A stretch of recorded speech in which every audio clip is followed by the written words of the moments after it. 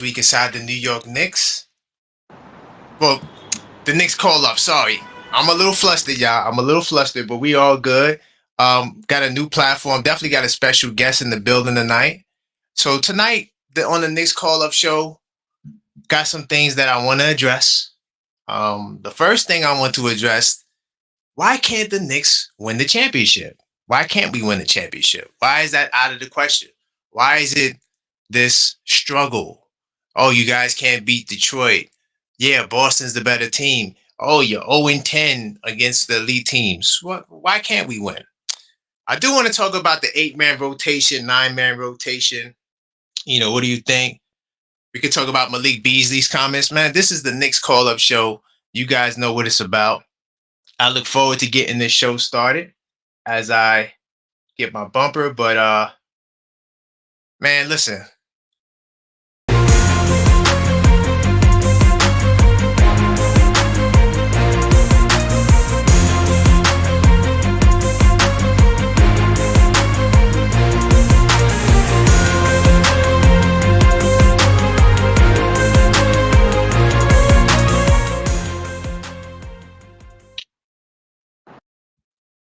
Welcome to the Knicks Call Up Show. I am your host, Karan Pierre, the objective fan, straight out of Kings County, New York City's finest. And you know the vibes, man. So, got a special guest in the building, y'all. I'm going to bring him in a second. But before I get to the special guest, I just want to let you guys know this is the final call for those of you guys that want to go to Q Bar. We're going to be having a live watch party in Bayside, Queens. If you're interested in going, all you have to do is click the link that's in the description, and it'll take you to the RSVP form. Or what you can do, I'm going to give you a simpler option. If you want to go to the watch party tomorrow in Bayside, Queens, all you got to do is text the call-up number, 646-995-8389.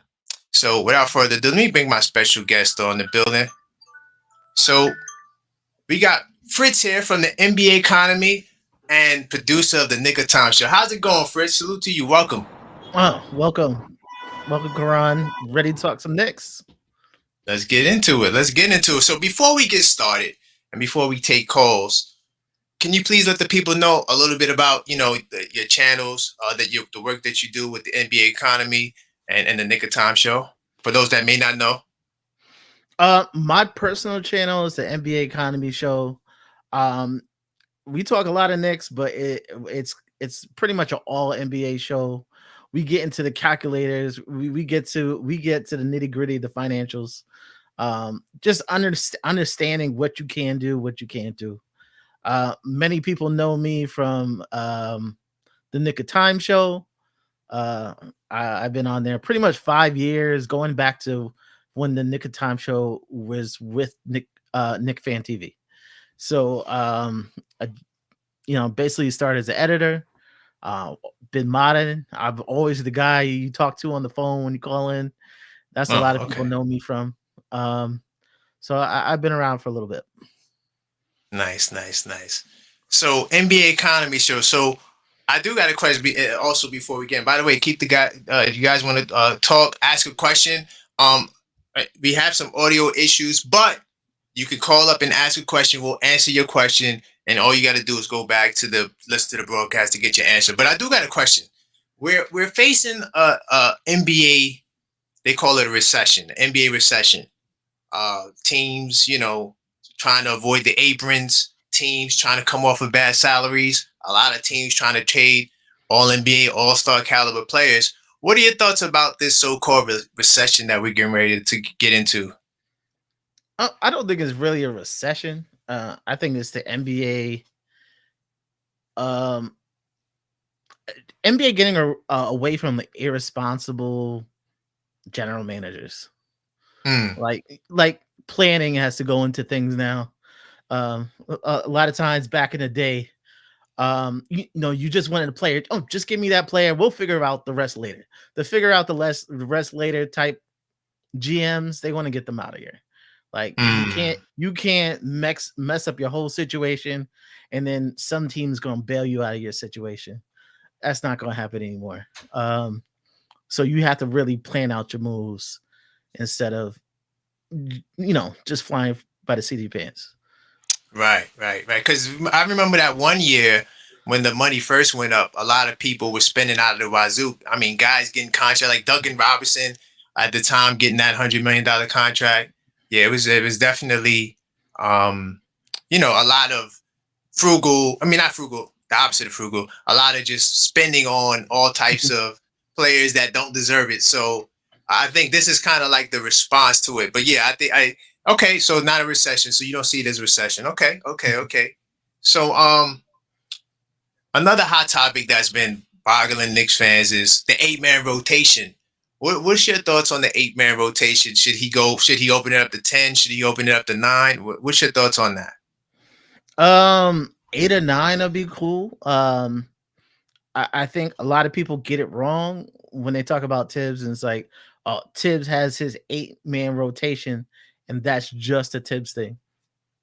Pretty much the whole NBA goes 8 or 9. Tibbs Right. just does it all season. He's in playoff Right. mode from day one.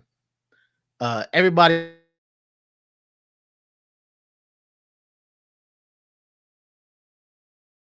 getting burned in the playoffs. The Knicks have a system from day one, and they're going to continue it right through the playoffs.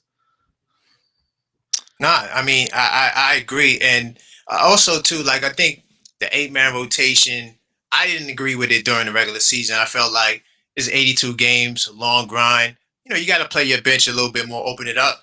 But I will say this: the bench was hurt. Yeah, all of the guys that he trusts, they weren't there. From Mitchell Robinson, to Precious Achua missing the time he missed, Landry Shamet coming off the dislocated shoulder, Deuce McBride in and out of the lineup. So Coach Tibbs, I know some of you guys are going to say, well, he should have played the rookies. I'm thinking about Trevor. Salute to Trevor. Yes, the rookies. I do think at least Ariel, one of them could have got thrown in the mix early on. But at the same time, I do think that if he had those guys for the majority of the season, I don't think that he would play the eight guys for that long. So just to add that too. But guys, this is the Knicks call up show 646-995-8389. You guys can still call up. I know this is a different look, but yeah, please call up and let us know your thoughts on the topics. Knicks 100 says, without the hat again, stop the presses. Hey man, I just got a haircut, Knicks 100. I just got a haircut, man. I just got a haircut, so that's why I ain't got the Knicks hat on. But salute to you, Knicks 100. Haven't seen you in a minute, man. Haven't seen you in a minute. I'm curious to get your thoughts on a lot of things. Memphis Grizzlies. I'm not sure what the score of that game is or tonight, but this guy was so big on the Memphis Grizzlies. But salute to you, Crimes Dad. Salute to Crimes Dad. He says it can't be 8 in the playoffs. It has to be 9. Why not? A lot of teams play 8 guys. The Nuggets are going to play 8 guys. Was that Double D says, was that the system when we lost? Okay, we do got a caller. Mm-hmm. Hello, caller. State your name. Where you calling from? This is Yuri York. Hey, how's it going, Yuri? I'm good. I'm chilling like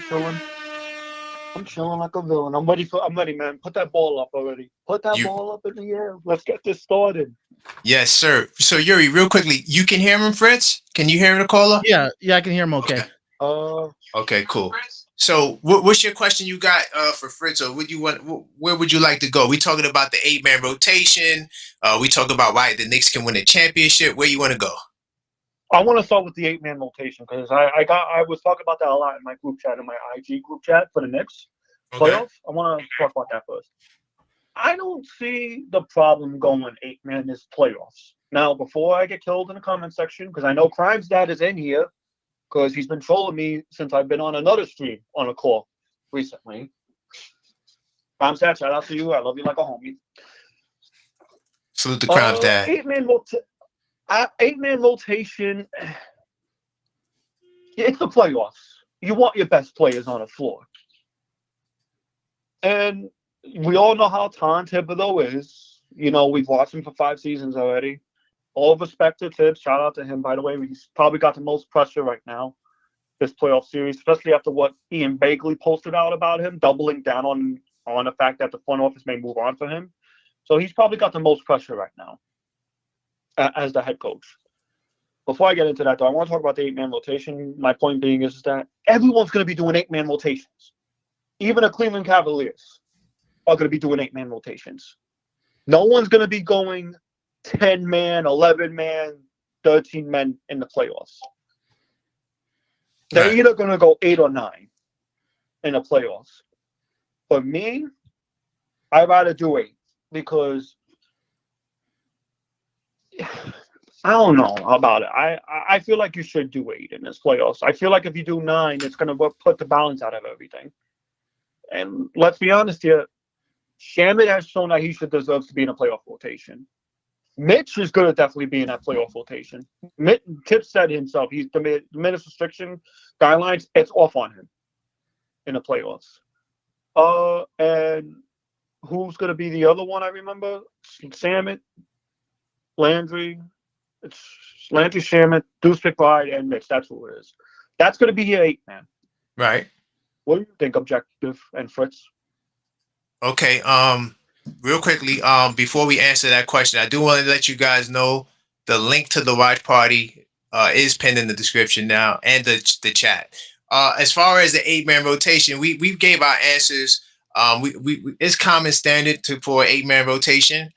That's just the way the playoffs is. Denver's playing 8. Who else is in there? The Lakers is definitely playing 8. A lot of the teams that are going to play 8. Maybe OKC, Cleveland. I think those teams might go a little bit more than 8. But mostly everybody else, especially the veteran teams, they're going to go with their best 8.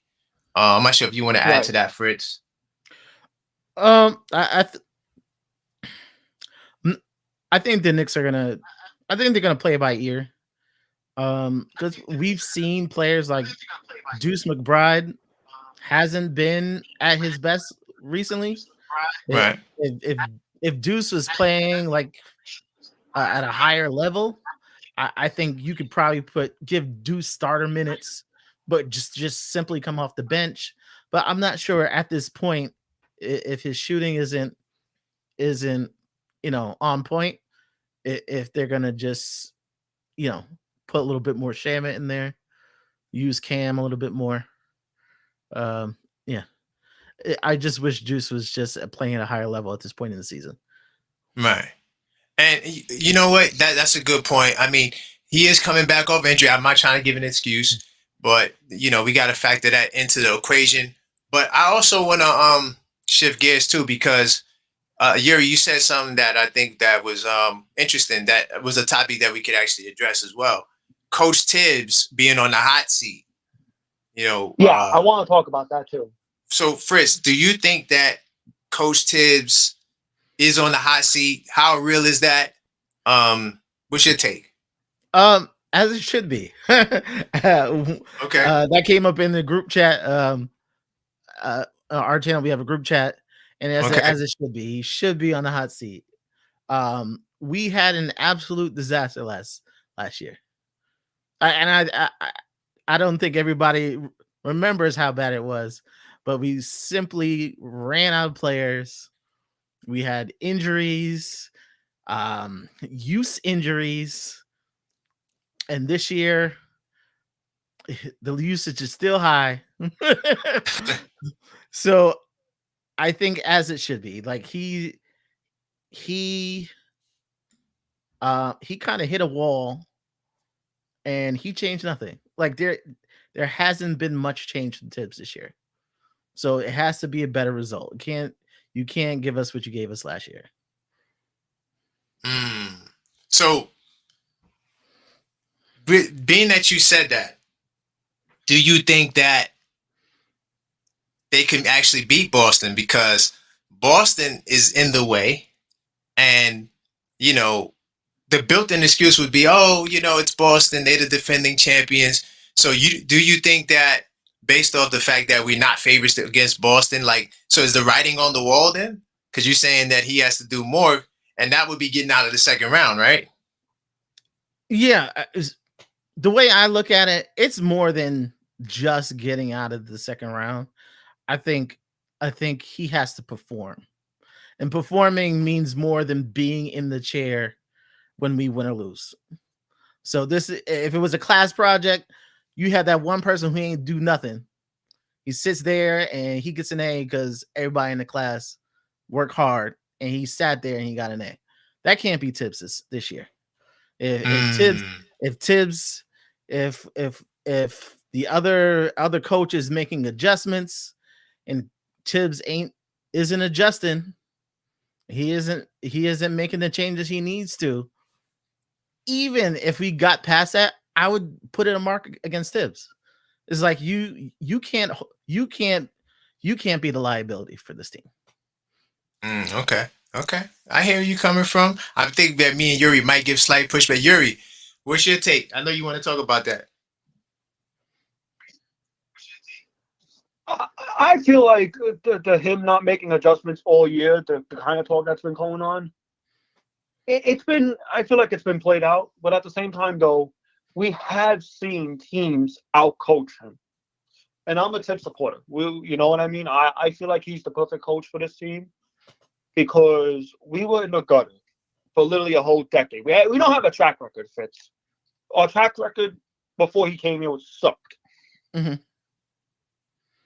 We had David Fitzdale as a coach. We have Jeff Hornrack as a coach. We had a bunch of coaches. We want to coach Carroll, for God's sakes. And and I have criticized Tibbs in the past on call-up shows about the rotation, the substitutions. You know, I can be a supporter, but I can also criticize too. This year, his substitutions has kind of been weird to me. His rotations this year, it's been okay. It hasn't been fantastic, you know, but I chalk it up as this is year one with this team. You got to give this team another off season, especially with their coach. You know, you got to get this. I'm not writing them off in the playoffs because that would be me being stupid. But I feel I've said this before in the past. You got to get this team at least one off season and get to gel together. This team just got put together in the middle of summer. I feel like putting all that on a coach is not fair. Real quick, I want to add to that as well. And Fritz, if you want to respond, you can. But salute to everybody at this I'll joint. let you respond first, and I have something. Yeah. Okay, cool. So, to everybody that's listening, this is the Knicks call-up show, 646-995-8389. Feel free to call up. We got a special guest, Fritz, in the building from the NBA Economy Show and producer Nick of Time Show. So, we got a special guest, but still call. As far as my take on the whole Tibbs thing, I think that there are things that he could do to improve for sure, without a doubt. I mean, definitely keeping the rotation the same, right? Like, so just because somebody goes down, that doesn't mean we play 7 guys. You know, it's like you should play 9 guys no matter what and have guys fill into the role. So Brunson goes down, Deuce moves up, Coley comes in on the bench, right? So there's certain things that I've been really critical about Tibbs. Oh yeah, so I'm the objective fan. I don't have a side, right? I don't have a hive or people, a person that I ride with. I just ride with the Knicks. And if it works, it works. If it don't work, I'm gonna be the first one to tell you. Now, my only issue with Coach Tibbs is that if the Knicks don't beat Boston, then I think that the writing might be on the wall. But I think what could save him is what Yuri said. I was going to say that Leon Rose has to give him at least another year. I know a lot of Knicks fans don't want to hear that, especially the anti-Coach Tibbs hive. But the only reason why I'm saying that is because this is the first year of a new team. He's gotten 3 different teams, technically 4 different teams. And we talked about it before. The first team with Randall and RJ and Alfred Payton, right? Then after that, you could say, well, you could argue that Kemba Walker, I don't even want to use that team, right? But then the first year of Brunson, when you had Brunson, Randall, RJ, right? Then you got moved off all of those guys. It's a brand new team, and it's going to take time to gel. I do think that Coach Tibbs, even though he has his shortcomings, he is the reasoning why we had the success that we had. He's the master. He's the architect. Do we have a lot of talent? Yes. Could another coach maybe get the same production out of them? Possibly. But what we do know is like what Yuri said earlier too, where we were in a state of mediocrity before he got there, the Dave Fizdales of the world and things of that nature. And he kind of brought that stability to us. But that doesn't necessarily mean that he's going to be the one to take us to the championship either. So I see both sides of the coin. I just think that Tibbs deserves at least one more year to see if he can really take the number 5 offense in basketball and turn it into the number 1 offense the way I think it could be. I think this team has so much potential. Is he the guy to bring out the potential? I think he could, but he may not get the opportunity. So I just want to say that. And then Fritz, if you want to follow up, you could. Okay. The one thing I'll go against people who, with a lot of people say, well, our record's good. Well, in the 5 years that Tibbs has been here, he's had a better roster every year. So isn't Tibbs getting better over 5 years? It's the roster is getting better 5 years. But one thing that isn't happening, Tibbs isn't getting better over 5 years. Those same issues that we have now, we identified those in year one. And those are things that needed to be taken care of, and Tibbs didn't. And that's my main thing. I don't think Tibbs is a bad coach. I think Tibbs is a very good coach, near elite coach. He takes a low floor team and he raises the floor. But one thing he has never done in his career is take that floor team to an elite level. And in some teams, they've given him more control. So they kind of reached that good ceiling, and it was like, okay, instead of just being a coach, you could be the GM, and he still failed. So I think those fatal flaws in Tibbs' game, those are important in 2025, that I wouldn't have him continue unless he improved on it, and in 5 years he has it. Okay. And in replacing him, will you be willing to take another step back? Because the next coach you get may not become a Kenny Atkinson. Like that's like kind of the exception. Most of the time, you get a coach that can either sustain where you are, or you might fall back because now the players have to adapt to another system. So this is another year of learning a new system and trying to figure things out. Guys are only getting older. So are we willing to risk that part as well, that the new coach may not work either? Yeah. But you know what? That's to put back to what and to put back on to what Korean said. That's how I feel too. You know, you fire a coach, you're essentially saying your franchise is cooked. You know what I mean? And there's been a lot of firings with these coaches lately. Mike Malone, Taylor Jenkins, you know. So as time goes on, you know, and we're stuck with Tibbs. I think to myself as well, and this is coming from a Tibbs supporter like me, is it time we move on from Tibbs? You know what I mean? And even Jalen himself got responded a question, you know, in the media today. He was like, listen, Tibbs has been my guy. You know, we've known each other. Tibbs practically raised Jalen Brunson in basketball, in the basketball field. And Tibbs has known Jalen Brunson for his whole life, right? So there's a connection there, right? And I had a conversation about this with my friend as well, because we do have conversations about Tibbs back and forth. We said that we wouldn't be surprised if Tibbs has moved to the front office because he's got that extension after this season. We wouldn't be surprised if Tibbs has moved to the front office because Tibbs did a lot for the Knicks organization.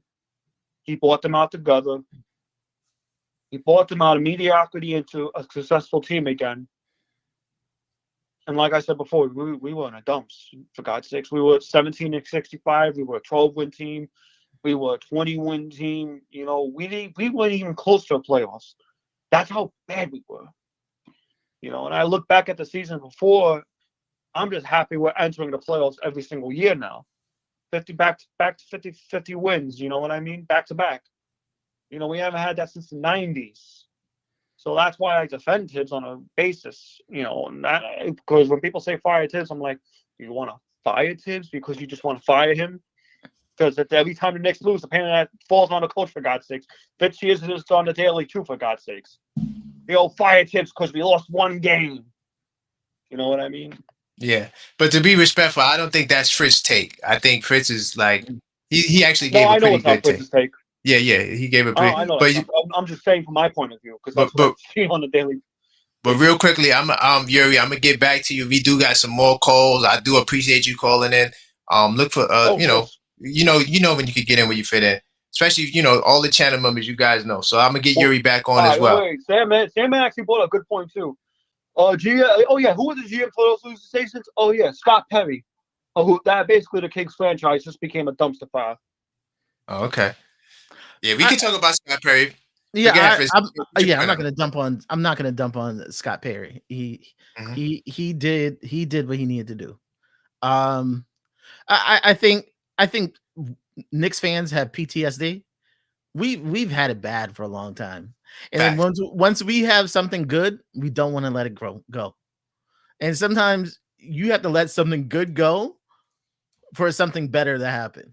And if someone has a flaw some flaws that just aren't acceptable, you may have to get a new coach. The new coach may not be better than your old coach, but it can result in a better situation because those things that you needed will get done.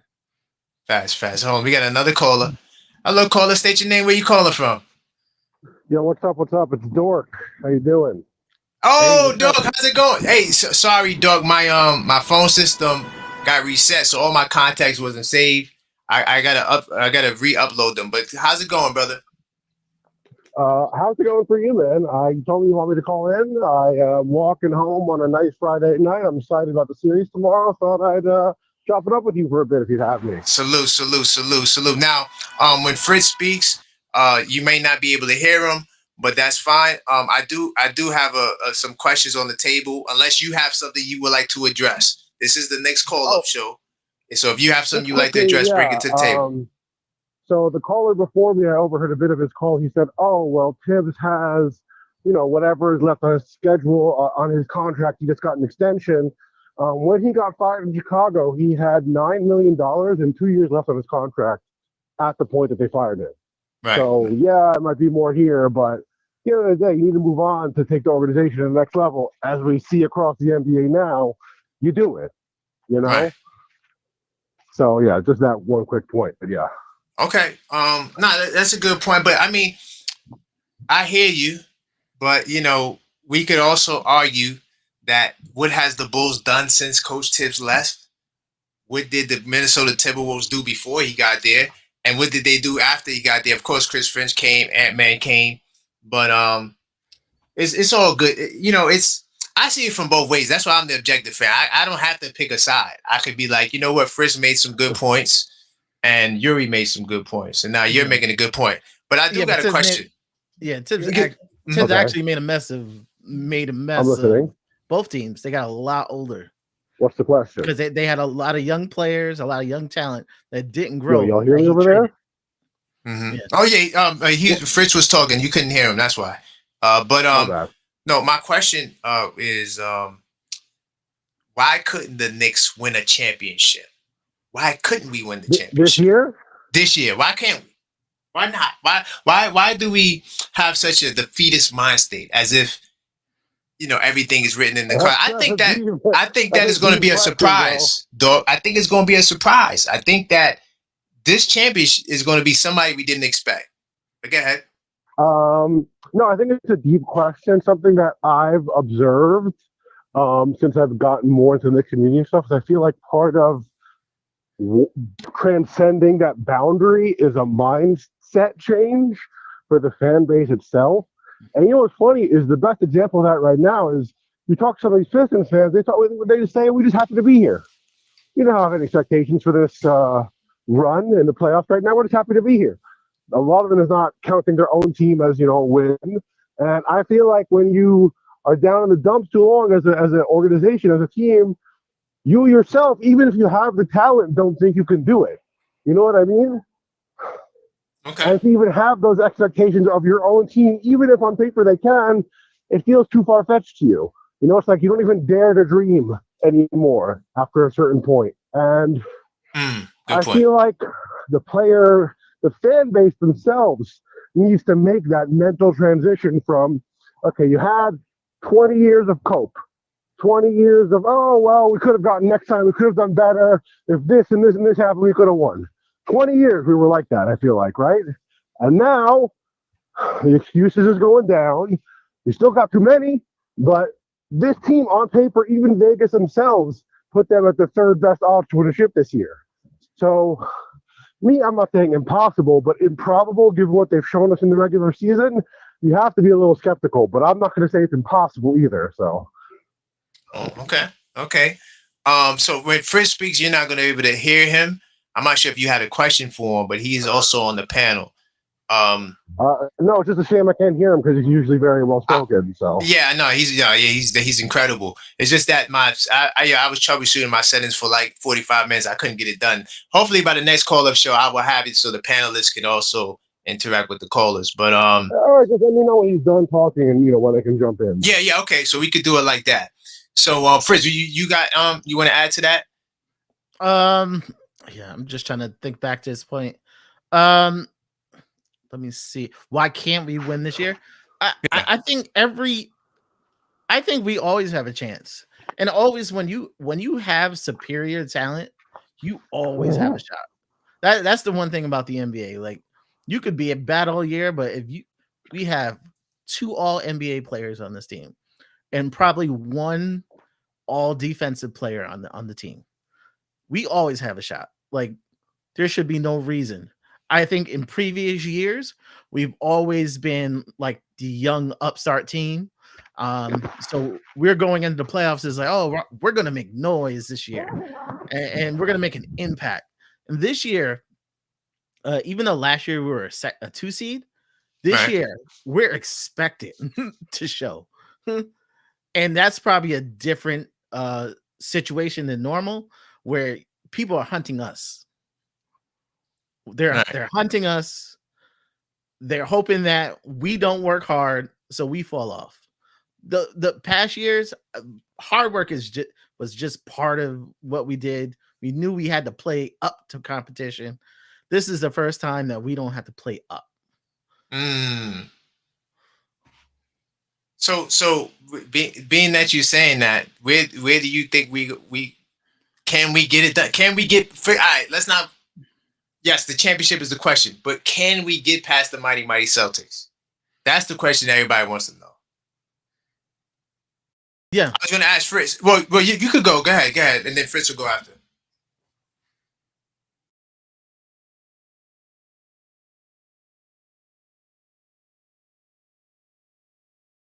Against us, if that makes sense. It was you who really opened my eyes to that. And by the way, sorry, my voice just cracked. Before the Raptors beat the Celtics, you put me onto the fact that, they've actually always played the Celtics really well for whatever reason. And RJ Barrett puts up high averages versus the Celtics constantly. I'm not an RJ fan, bro. OG Anunoby 10 times the player that he is on any day of the week. But for whatever reason, he's better against the Celtics. I don't know why. I'm sure OG Anunoby don't even know why. But that's a problem. That's not something that we can have. If that's who we are inevitably going to beat or have to beat, Copy. So, yes, they do bleed. They can be beaten, but something falls apart. For me, the consistency of how often we get blown out by them, where it seems like every match we played against them, whoever they have, whoever they don't have, whoever we have, whoever we don't have, every possibility ending in a blowout in their favor, that consistency is too damning. You know what I'm saying? And even someone else said to me, or I heard someone else say, like, the Oklahoma City games, you should say, that first game they were competitive, then a week later they get trounced. Yeah. And someone said something like, you want to think, like, you see them play like that, you want to think, this team can beat anyone. But in fact, it's the opposite. This team can be beaten by anybody. Is a feeling a lot of us have had the entire season. Where even when you're ahead 20 points, 30 points against some bum team, you don't feel 100%. which I'm sure the Celtics do when they're in that position. You know what I mean? Right. So you have that consistency of not even poor results, bro. 0-10 blowouts, fourth quarter collapse against all these great teams. That level of consistency is just too hard for me to get by. I want to think we can, but something huge would need to change. I don't know what it would need to be, but I think, unfortunately for me, it is something schematically. You know, I just think the talent, coach, whatever percentage, maybe 10%, 90% the talent, 10%, 90% the coach, whatever it is, something about the way that they play, they scheme, is our kryptonite, bro. I don't know what it is. I've never seen us be competitive against them until the last most recent game, and they were missing players. So what can we say? Right. No, I hear you, brother. Definitely a great call. I'm gonna let you go on that note, unless you got anything else you would like to add. I appreciate you calling. No, I look, man. There's nothing I want more than for a chip to come to this city. That's the reason why I'm here. Why I'm calling into Knicks content creators and trying to come more part of the communities. I think it's possible with this team.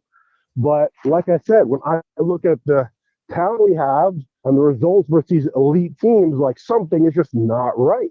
Because when you have teams like the Raptors or the Pistons that can beat the Celtics, and we can't get a game off them in a season, bro, that's a red flag. That's a red flag. And I don't know what it is, but it's something not right there. So I don't know what it is. For me, that's coaching. That's my personal opinion, but we'll see. Okay. All right. Thank you, Dorgosaurus. I appreciate the call, brother. It's a great call. All right. So that was Dorgosaurus Rex. Keep the calls coming, 646-995-8389. By the way, guys, we having the watch party tomorrow in Bayside, Queens. It's going down. You guys either RSVP. What you could do, I'm going to make it simple for you. Just text me that you would like to go, and so I could get a head count, know how many tables we're going to reserve. So just want to put the word out. I see my man J-Tap in the building. I'm trying to get the comments on the screen, but for some reason, hold on. Let me see. It's showing like that. I don't know why it's showing like that. It's kind of weird. But salute to everybody. I see some of the channel mods, channel members in the building, and the mods in the building. Salute to everybody. Salute the Knicks will be champs 25-26. So I'm gonna let you answer that question if you or to follow up on what Dorgosaurus Rex about beating the Celtics.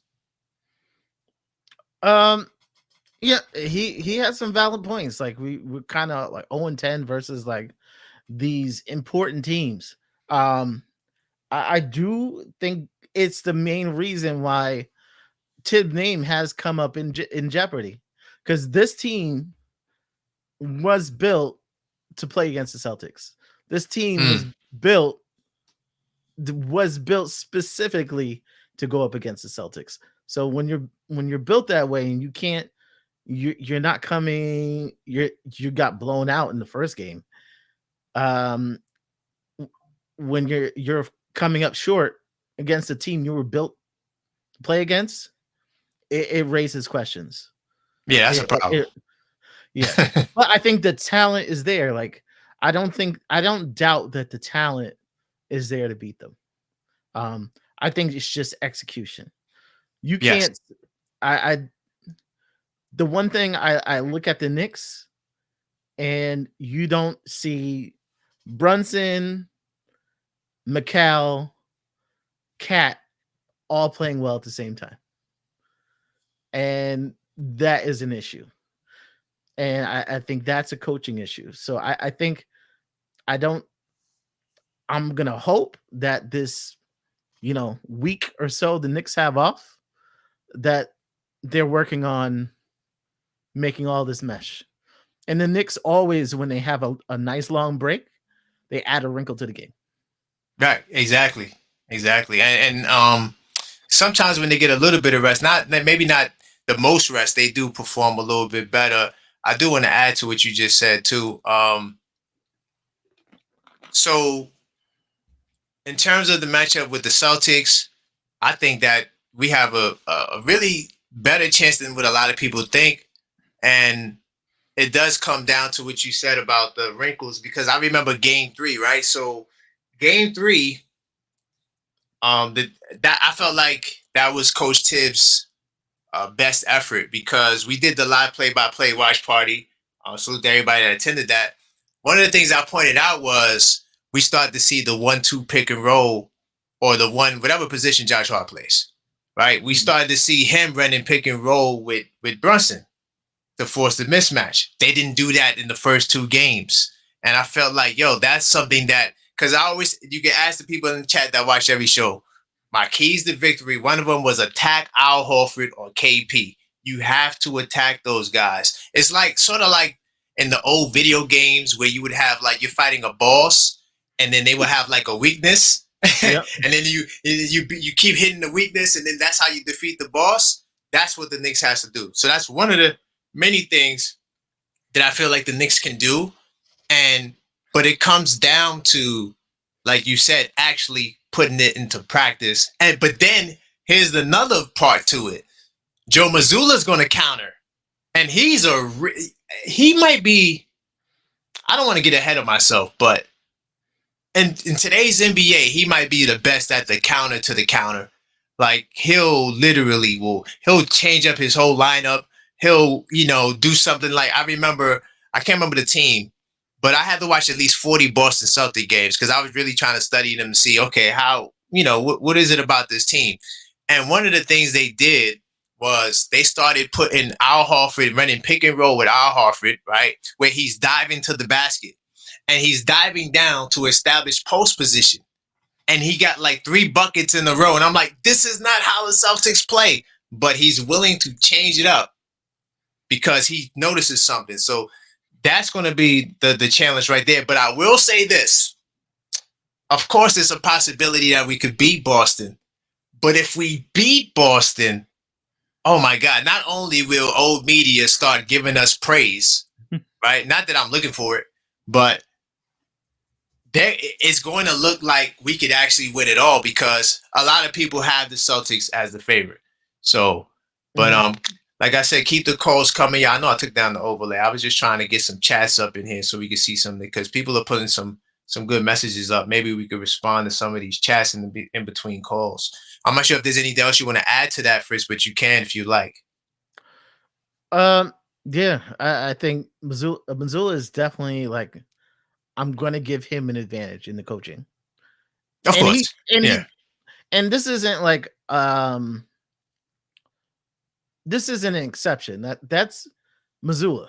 Like he is definitely going to put a game plan out there knowing that he may change it later. Like, I think the problem is with Tibbs. Sometimes Tibbs has a perfect game plan for the Celtics. And as long as everything goes according to plan, everything is fine. Right. Nah, facts. But if it doesn't go according to plan, sometimes Tibbs is like, you need to try harder to make this plan work. And it's like, no, that's bad. You need to change your plan to adjust instead of telling them just to try harder. It's kind of been like a pet peeve I've had. Because you'll have the breakdown after the game and he'll be like, there's no answer. There's no legit answer. He just say, hey, do what the game speaks. They should have tried harder. That wasn't the answer. That in 2025, that isn't the answer. I think Tibbs is like so frustrated with the media that he has no filter. And he just doesn't care to explain himself because in his eyes, they just only complain about the minutes. And so that's why I think when they don't win, especially, you're not going to get much out of Coach Tibbs. But I'm not gonna go on the minute thing because honestly, when that whole minutes thing came up, Tibbs actually adjusted. Like the minutes went down. He didn't say he did, but he did. Like. He started getting more reasonable with the minutes. I think he slowly brought some of the minutes down. We no longer saw those 40-minute games, 42-minute games in the regular season. So he actually made the adjustment. He just wouldn't say anything to the media. Right. But that goes back to what I'm saying. Like he don't really care. Like he doesn't even care to even address or fix that. And I get it. The media sometimes they could be cruel. And like I said, because he has that bias, but I hear what you're saying. And also, like, the minutes thing, too, was the bench health. The bench health got a lot better. He started getting the guys back that he wants to play, right? And so, naturally, even a guy like Precious Achiuwa is getting slighted, in my opinion. Even though I know he's not a fan favorite, a lot of you guys don't like him, but he has size, like he's a power forward. He probably won't get no time in the playoffs. So I mean, you hope, but you might get away with it with Detroit. But I want to talk about this comment real quickly. Imagine a scenario where Detroit beats the Knicks. It's going to be hilarious. Sandman, what's going on, brother? Sandman. We know we love you, Sandman. The PTSD. Yes. Yeah. We supposed to beat Detroit. Right. We can lose to anybody, but we're supposed to win. Yeah, right. And none of the so-called experts at ESPN picked against the Knicks. Quite a few of them had Knicks in 7, including Stephen A. Smith, who is someone who I respect, but I don't see eye to eye with most of the time when we talk about the Knicks. He's picking the Knicks in 7, and I get it. Like, you have to slight the Knicks in some sort of way. Anybody that's saying Knicks in 7 or Knicks can lose, I think you need to go back and watch those games, because one is regular season, so it doesn't even really matter in the long scheme. The playoffs is going to be way different, but it's just so much happened in those games that I feel like in the playoff series, it's just not going to happen. And one of the guys that, also is kind of not a fan favorite, but Mitchell Robinson, to me, changes a lot. Jalen Duran, I remember that one play where he muscled Precious Achiuwa out the way and dunked it on him like, you're too little, why are you down here? Mm-hmm. That does not happen with Mitchell Robinson. Yeah. So yeah. There's a lot going for the Knicks in this series, and also the rest between games is going to go for the Knicks. Like a lot of these games, 2 days between games. That's an eternity to the Knicks this year. Well, all these back-to-backs, like having 2 days between games is a lot of rest. No, facts. No, yeah, and the Knicks thrive on that 2-day rest. That I can't remember what their record is, but it was pretty solid when they do get rest. So no back-to-backs in the playoffs. We had a back-to-back against Detroit, and like I said, I'm not trying to make excuses. I'm more concerned about the way the game is going to be played, right? Like Jalen Brunson, had 30 points in every game except the last one. Like, so yeah, Cade Cunningham killed us, but Jalen Brunson's going to. This is playoff Brunson we're talking about here. I just think it's just too much to overcome. And then Towns, he has a point to prove. If he, the big bodega, if he shows up the way we, think he can and will. I wouldn't be surprised if it's over in 4 games. I say 5 because I want to be objective, but I'm just saying, yeah. But Knicks 100, he always got to come with the smoke. The same people who wanted to fire Tibbs will make every excuse in the book for that loser Carmelo. Ooh, what do you think about that? I don't. Oh man, I don't get. I don't get the Melo hate. He never had the teammates he was supposed to. Right. It always was supposed to be a super team with Melo, and it was never a super team with Melo. Right. And I believe me, if you asked James Dolan what he thinks of Carmelo Anthony, he loves Carmelo Anthony. Facts. One thing about Carmelo Anthony, Brooklyn was on the rise. Brooklyn was being talked about, and Brooklyn never took the city because Carmelo always stole the shine. So Dolan loves Carmelo no matter what you say. It's a success. It's a reason why his jersey will be in Madison Square Garden. Facts. His jersey will be in the Raptors. Man, they should do it tomorrow, man. But I agree with everything you said. Even though I agree with the first half of his comment about the people who want Tibbs fired, they kind of, to me, can be off base a little bit, but I don't agree with the Melo part. Like that, come on, dude. Melo, he wanted to be in New York, top 75. he signed an extension. I mean, what more you want from the guy? He's not going to get the love that he probably deserves in Denver. And I feel like because he's a New York City kid, on top of what he's done in New York, making New York relevant again. I mean, the 2000s to me is a blur. I could tell you more about the 90s than I can in most of the 2000s because it was just terrible. And I don't want to remember it. Ronaldo, Bulkman, and Marty Collins. Like, come on, dude. Like, I mean, so yeah, Melo, to me, he deserves the grace. But to follow up with your point, because Knicks 100, even though we disagree about a lot of things, I do agree with him on the Coach Tibbs side of the house. I understand why people want him fired, and I do think that they have a point. My only point is, are you willing to set us back even further? Because you don't know if you're going to get a Kenny. Everybody sounds good when you're going to hire him, right? Everybody. But we already know how it's going to work. Very few teams contend. Very few teams ascend, right? Not to say that we can't, because we do have the talent, like Fritz keeps pointing out. But you got to be careful about who that next guy. But I do think there's going to be a lot of great candidates or solid candidates because everybody's getting fired. I see more firings. Yeah. I think I think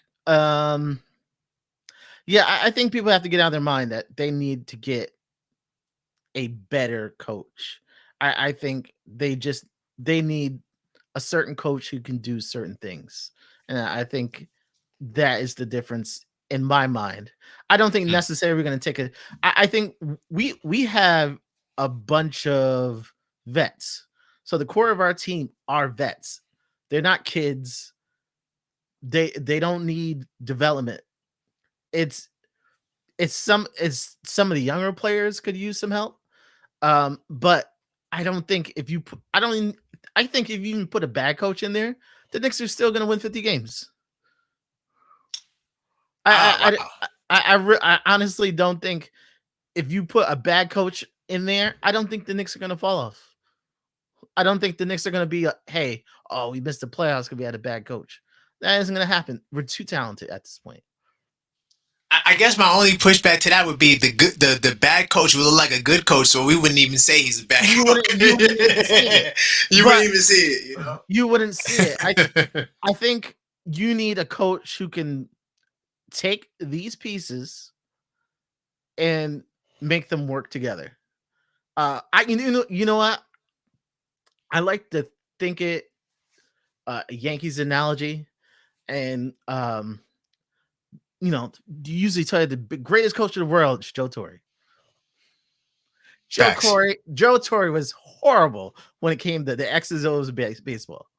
But one thing he did well is he was good with the players, and he brought the maximum out of those players. And he wasn't good in X and O's. Right. So he's a great coach because he brought the aspect they needed. They didn't need an X and O's coach. He would never bunt. He would never ever bunt. But that's not what they needed. I think the Knicks needs something else. If Mikal, Brunson, and Cat can't perform together, you need a coach who can make those three work together. Basically. Yeah, I mean, while I'm for extending Tibbs, of course, like I wouldn't be mad if they did get rid of him, and and we were able to move forward with somebody, that can bring out the potential. And you took it back to Joe Torre. That's crazy, and I'm pretty sure a lot of the youngins in the house would be like, "Who the hell is that?" So that's wow. That's a good analogy. Yeah. But I do think that the new coach thing is still a 50-50 kind of thing. And yes, we have the talent, but does Mikal want out? There's a lot of factors that go on into making the changes. But I do want to talk about Knicks 100. He said, "Why would we retire a guy guy's number who quit on us?" I mean, who quit? That's what I was going to say. I was going to say the guy who came in after he requested to be here. He did re-sign him, but that old guy, yes, he was a Knick first, but that Laker guy and the Bulls guy, he ruined us. I mean, he literally was embarrassing him in post game shows. Facts. Called him out, and Melo sat there and took it. Melo, he's the reason he doesn't have a job. Facts. He is the reason for the way he treated Melo is the reason he don't got a job. And don't forget KP, who wanted to get traded. Yeah. So yeah, that guy quit on us. That guy quit. He's the one that quit, not Melo, if you ask me. Let's see. Giants trade Kevon Thibodeau for Knicks Tom Thibodeau. We win more games. Oh my God, man. Dog growls. It's like that. Okay. I don't know about that, but let's see. Guys, this is the Nick Call-Up Show, though. Keep the calls coming. 646-995-8389. You see, Hart has value, but his minutes will go down with Mitch increasing minutes. I don't really care about minutes going down. I just want to win. Like, this is not the time to be concerned about minutes. And I know Nick Shack is not, he's looking past that. But I think that right now, hopefully Coach Tibbs goes with the guy who's performing the best and make it a more of a performance situation. That's what a lot of good coaches do. Like, if you're playing well, I'm going to keep you out of there instead of just riding the same guys over and over, hoping they produce, whether it's a Deuce McBride, whether it's a Landry Shamet or whoever. I think that he needs to be willing to make that shift. Go ahead, Chris. I think they're talking about Mitch increasing his minutes out of necessity. Like I think Hart is doing okay. He probably plays too many minutes. But they're talking about increasing Mitch out of necessity. Like, they need an advantage. Like, Mitch has manhandled these teams. Facts. He has manhandled our two biggest rivals in the East. Cleveland, Celtics, and Detroit. He historically has mastered those teams. So this is Mitch's time. Like, we've been babying him. We didn't bring him back all year. The trade deadline, we could have traded him. We didn't trade him for this reason, to play against these teams. So, like, you put a lot of good points. The only thing with Boston with Mitch is just the pick and pops. I don't like him out there on the perimeter. But anything inside, like, especially, see, I'm hoping you're really right this year too in the postseason, because Luke Cornett, for some reason, he's like a thorn in our side.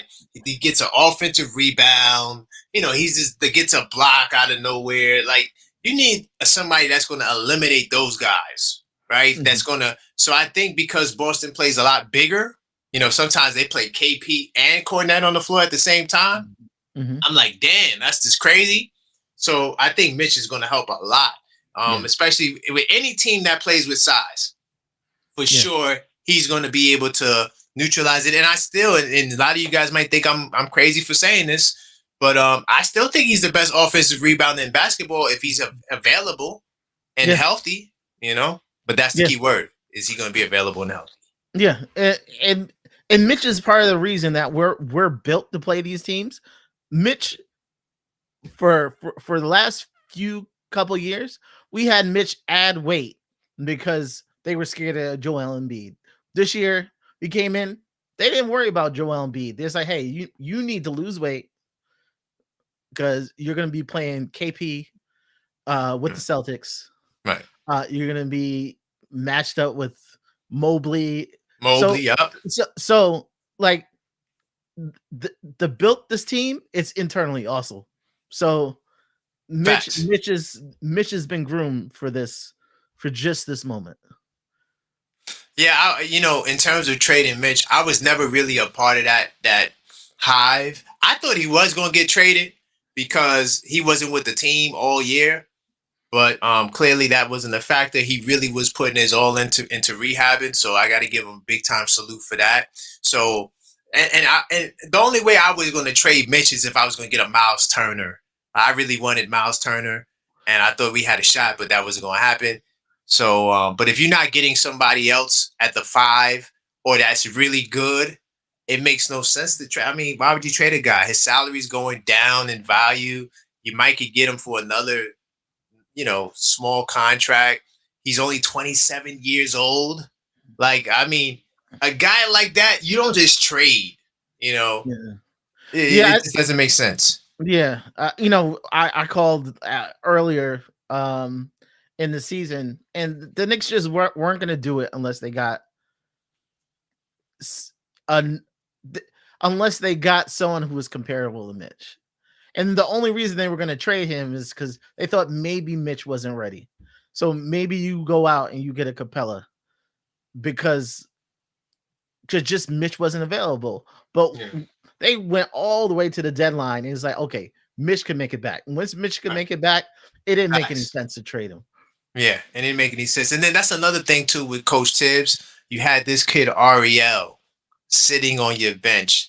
Right now, I'm not the biggest play the rookies guys, but Ariel, to me, out of all the rookies you had a need at the 5, he's clearly better than Jericho Sims. Salute to Jericho Sims. I wish him the best. I even give him a New York City salute.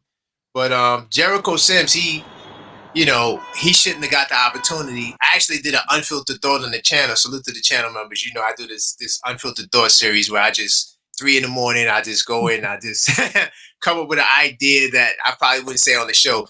And so I felt like, imagine if Ariel would have got all that time. I think Sims played like 40-something games. Ariel would be way, a little, I'm not going to say way ahead. He would be more further in his development. And, but he didn't go elsewhere. But Mitchell Robinson coming back, that's all null and void. And I think that he could be the catalyst for sure. I don't, honestly, I'm confident in any series in the playoffs except OKC Thunder and Boston, right? Yes, I'm confident in Boston we could win, but those two teams, to me, I don't think that we are favored to win, right? We could win, but any other team, to me, I think because Mitch, a lot of what Mitch brings to the table and how, maybe moving Towns to the 4, playing Towns less minutes, playing them in certain spots, Mitch just gives you that extra advantage that you're going to need to really make a real run. And because if you beat Boston, man, we could be looking at definitely a finals, but it could be a championship. I don't know. I don't want to get too crazy, but like I tell my people, the further the Knicks go in the playoffs, the less objective I'm going to be. Yeah, I think Boston is the big obstacle. You never know, like even that OKC, great team, but we've seen greater teams fall. We've seen greater teams fall. Like, yo, they got it in the bag, and then they fall in the second round, and you're like, what?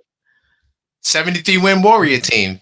That was a great team. I mean, dominant. One of the most dominant teams I think we've seen since like the Bulls team. I mean, they were beating everybody. Like on any given night, I mean, it was no foot off the gas. They were running through teams. Like people need to go back and look at that 73-win Warrior team.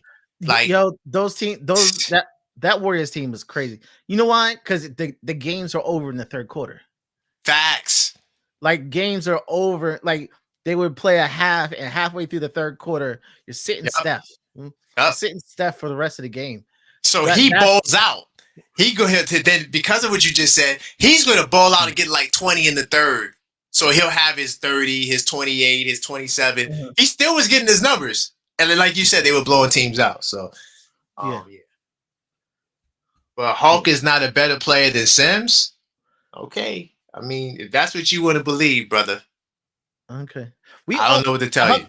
That's only we seen 4 years of Huck Porty. We saw 3 weeks of Sims. I mean, we seen 3 weeks of Sims, right. 4 weeks of 4 weeks of Sims. Like in 3 weeks, he's shown that he's better than Sims in 3 weeks. Facts. 3 weeks. He's not scared when he gets the ball. He's confident. Like that. See, for me, like when I play, because I still play ball, right? And I'm getting ready, channel members, I'm getting ready to go back outside. I'm gonna take my camera so you guys can see me play in live in 3D. But one of the things about me, I'm always confident. I don't care who I'm playing. I'm playing against former pros. I'm playing against G League dudes. I'm going to play I don't care who is on the floor. I've always had that confidence. I've always, and so when you're talking about a guy like Sims who has the experience, right? He's been in the league way longer than Ariel, but he's so timid. It's like, I get it now. In Milwaukee, he looked a little bit better because I felt like he had a little bit more confidence. And maybe that goes back to what Fritz is saying about Coach Tibbs not being able to, get more out of guys. But at the same time, just natural talent, roll out the ball. Ariel, I mean, what could Sims do that Ariel can't do? I hate to make it that simple, but I don't know what else you want me to say. Yeah. Huck Porty's shown like the moves that he has, like the athleticism, like he could play the 4 or the 5. Like he legit could play either position. Pick and roll, a real threat on pick and roll. So like one of the Detroit games, matter of fact, the game that Sims started, I watched that game 3 times. The third time I watched the game, it was on the Detroit broadcast. Jericho Sims, when he sets the screen for Brunson, he's not a threat to score. So what happens? They're going to blitz Brunson. It's not like Sims is going to do anything, right? Yes, he could catch a lob, but he doesn't do it enough for teams to really be scared of having to stay in front of him, right? So Ariel, on the other hand, man, if he's setting that screen, he's rolling and he's looking to get the lob. So it's just some like just basic basketball stuff that, people who watch basketball, you can see it that, oh yeah, Ariel has that. Sims doesn't have it for whatever reason. And hopefully he gets more, confident in his bag because he is a super athlete. Very good athlete. Yeah, it's just the beginning for him. Like, right. This is the very beginning of his journey in basketball. So that's why I could say that he is better than Sims. Right. Facts. Let me see what Crown's dad talking about. Sims is only in NBA because he's a big in stature and can jump for a big, but Hawk is just is an athlete. Okay. I'm riding with that. I think Sims is a phenomenal athlete, but when it comes to basketball, there's a lot that he can work on. He's all right defensively, but even then, like I question some of the IQ at times, whether it's fouls, whether it's just being in the wrong place. He does a decent job protecting the rim. He was, I think they had some stat Coach Tibbs pulled up. I'm not the biggest advanced stat dude like that. I mean, yes, I use a lot of them, especially when I do the Knicks in 10 show, but I try to put it in the context because when you get so buried in advanced stats, you can make anybody look good. Like, oh yeah, but he's first in some other stat you never heard of. And then, yeah, that makes him a good guy. Sometimes you got to watch the games. See, watching the games too and looking at stats and box scores, then now you get a better picture versus just a box score warrior. That's what I call it, a box score warrior. Yeah, I like what Sims is doing in Milwaukee. I don't think the Knicks didn't lose out. The Knicks knew what they saw in Sims, that going forward, he isn't what they needed. So they put him in a good situation for him in Milwaukee. Milwaukee was absolutely desperate for a center. Facts. So they put him in the best situation, and probably he'll get a new contract this summer. Win for the Knicks, win for Sims. We got a point guard that we didn't know out of the deal. Like, I don't know what people are mad at. This is good for Sims. Sims is going to get re-signed. If Sims finished the year with the Knicks would have just simply not signed him. And that would have been a good situation. But that's what Leon Rose does, right? He trades all of these guys to situations where they can perform, right? Where they can get an opportunity, where they're needed. He don't just ship you off to Golden State as a point guard, knowing you ain't going to get no time behind Steph and all of those guys. He's going to send you to a place that needs a point guard, whether it be a San Antonio that lost, Fox for the year, and there's an opportunity to come off the bench. This is a rough example. Leon Rose, he's known for that. But I also want to add too with Sims in Milwaukee. I don't think he's still playing right now. I'm not sure if he's still hurt. I know he had an injury, but Bobby Portis is back. So all of that Jericho Sims stuff is out of the window. But I do got a question though, because I know you do the NBA economy show. You focus on the salaries and things of that nature. How do you feel about? Damn, I just lost the question. Damn, it was a great question. I just lost it. Oh God, gotta get it back. I gotta get it back. It was something with money. Oh, okay, cool. Yeah. So we made the trade for Delonte to Delon. I would say Delonte. It's a bad habit, but Delon, we made the trade for him, and I think because I was talking about the NBA recession thingy that you might have the Knicks may have the ability to keep some of these veterans, whether it's a Shamit, whether it's a Delon Wright.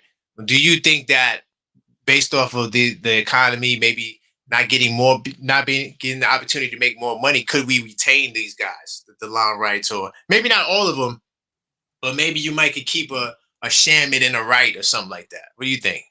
I think we have an opportunity with Shamit and Wright if they want to bring him back. There's a that's a key. There's a good chance that the Knicks may use him in a trade. So, that makes sense. He expires this summer, but the Knicks will use him in a sign and trade. So there's that possibility. Okay. Yeah. Copy. All right. So guys, you could call up, man. This is the Knicks call up show. This is not the chat show, but you guys, the chat is always lit. Salute to the chat. But 646-995-8389. After drafting Hoporti, I watched about 15 games from the Australia League. Dude has a mid-range. He has an unleashed. I believe it. It's the role that Tibbs has, but this goes back to what Fritz was saying. How does Coach Tibbs, how he's going to use you?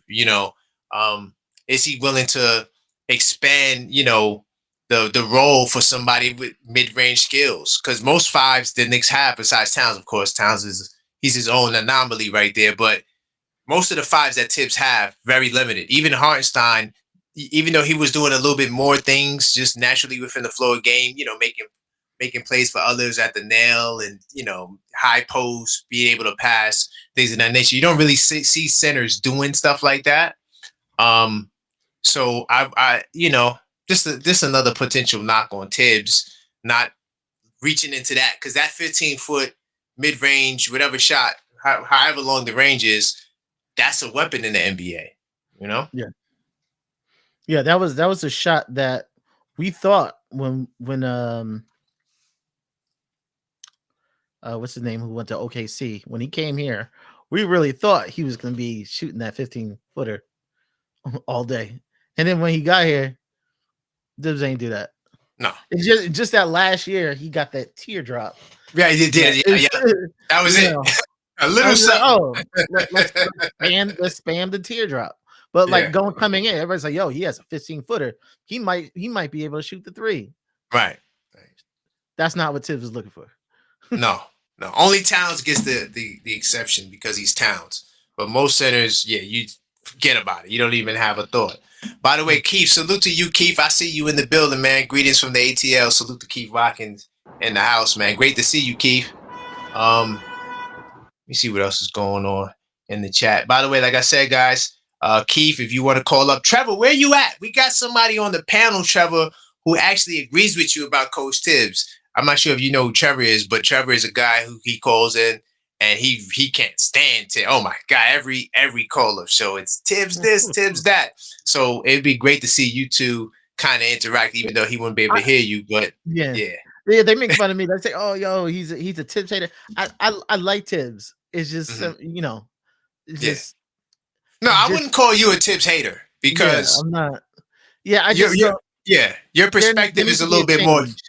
Yeah, there needs to be a change. Like, it's a new NBA, and just how the Knicks are run, like Tibbs wouldn't be good going forward on this type of team.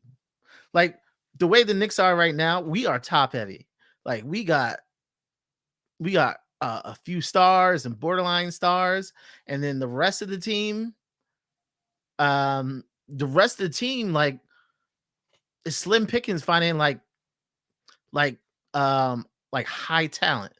So like you need someone who's going to be able to get the most out of more of the roster. No, I Because get right. because okay, we're going into all these summers, hardly any picks. Yeah. Hardly any picks. So how do you build value? You have to build value by building the value of the guys you have on the bench. There are teams on the NBA. You can look at Miami, who won today, and Miami's who's Miami center? Khalil Ware, Khalil Ware. I like Khalil Ware. first round pick. Mm-hmm.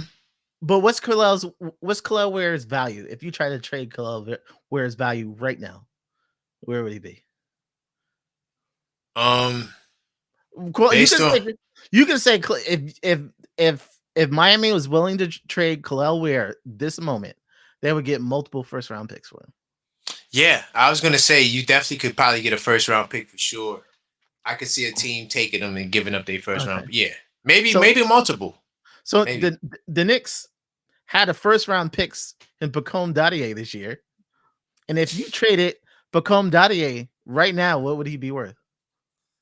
He wouldn't be worth nothing at the moment because he didn't really get the time. But he's also a 25th pick. To be fair, Khalil Ware was that a lottery? Was Miami in the lottery? No, they wasn't. They were a player team. So yeah, Khalil Ware is like 19.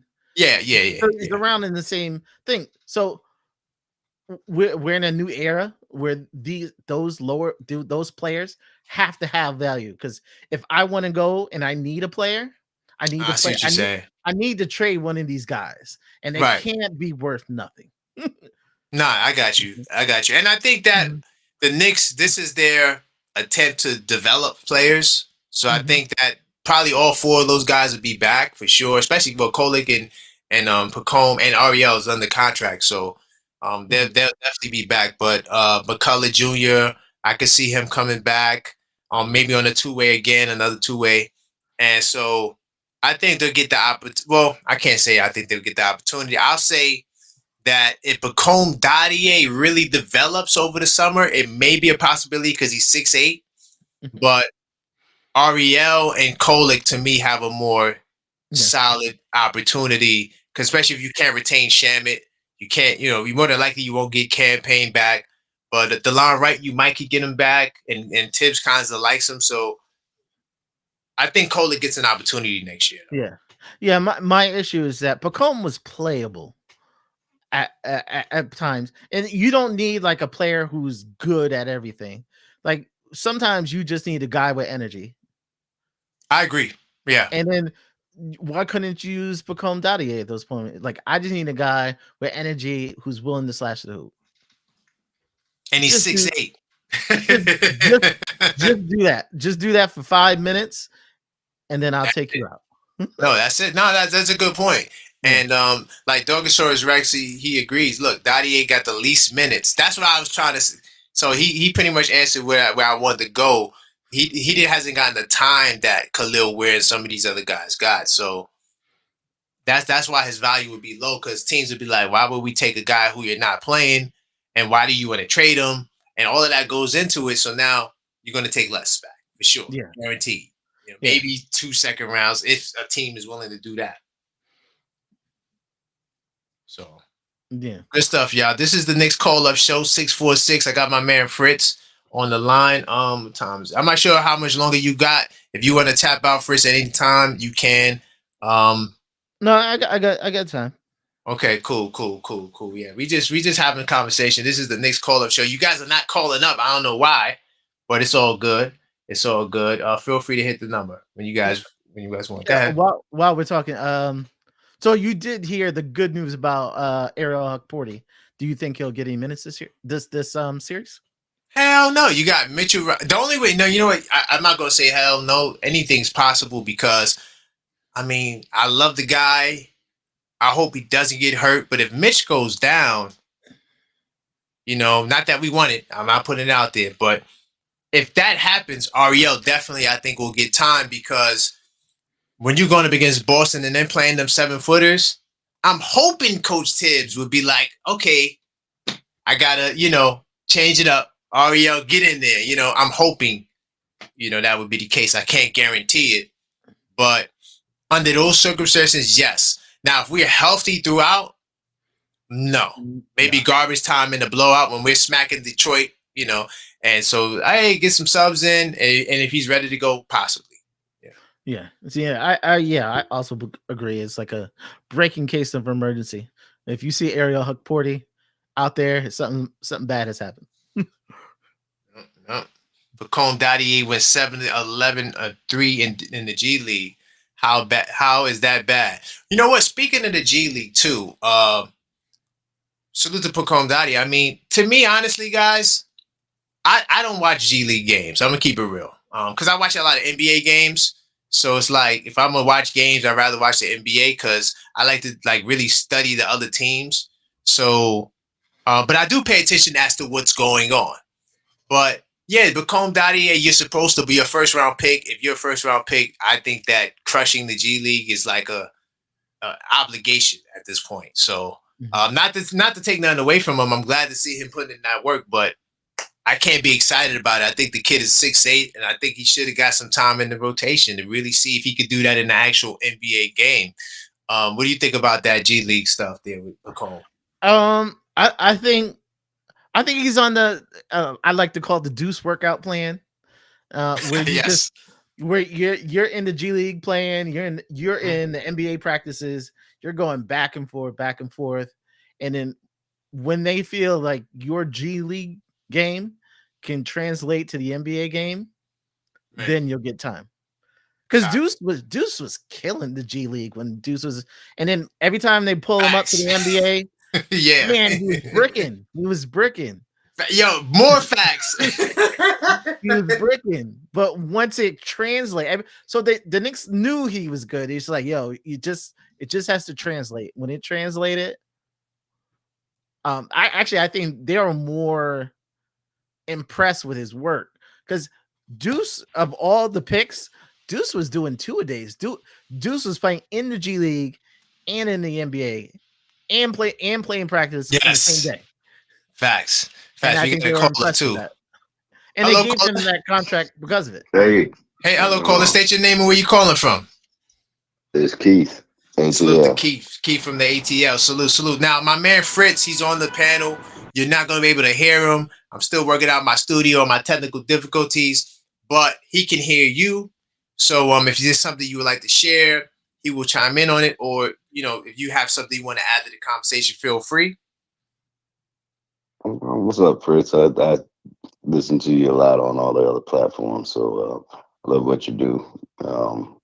Keep up the good work. I ain't gonna be here long. I just wanted to call in because I heard you saying nobody's calling in, so I figured let me not leave my man hanging. I try to call in as often as possible. I'm a little late up right now. Threw my back out earlier this week, so nothing else to do. Man, I hope you have a speedy recovery because I was wondering, I hadn't seen you around, so I'm glad to hear that you're around, and so but you're back. Yeah. Oh man, that's tough, bro. Yeah, back injuries are tough. My dad had some back issues at one point as well. So hopefully you feel better, brother. Hopefully you feel better. Oh yeah. I do got a question though. If I got questions. So I always got questions every week, no matter what. Absolutely. So the main question of the night is, why couldn't the Knicks win a championship? Why is it that you're not going to beat this team 0-10? It's the playoffs. Everyone is 0-0, right? Why couldn't the Knicks get to the mountaintop this year? Wow, you didn't know? We're the only team in the NBA that has players that play for free.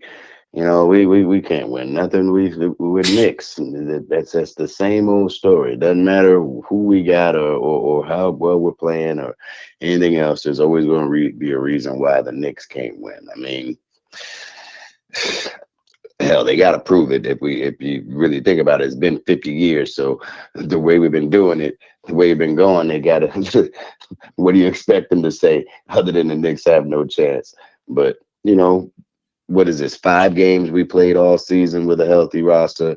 I believe Porty just came off the injury list, so I believe this will be the first time we can look at the injury report before a game since October and see no Knicks on it.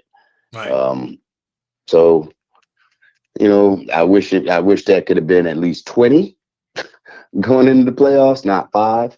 But you know, I think I've been saying this all year. I know you know I've been saying it all year. A lot of things are gonna have to go right for the Knicks to win it all this year.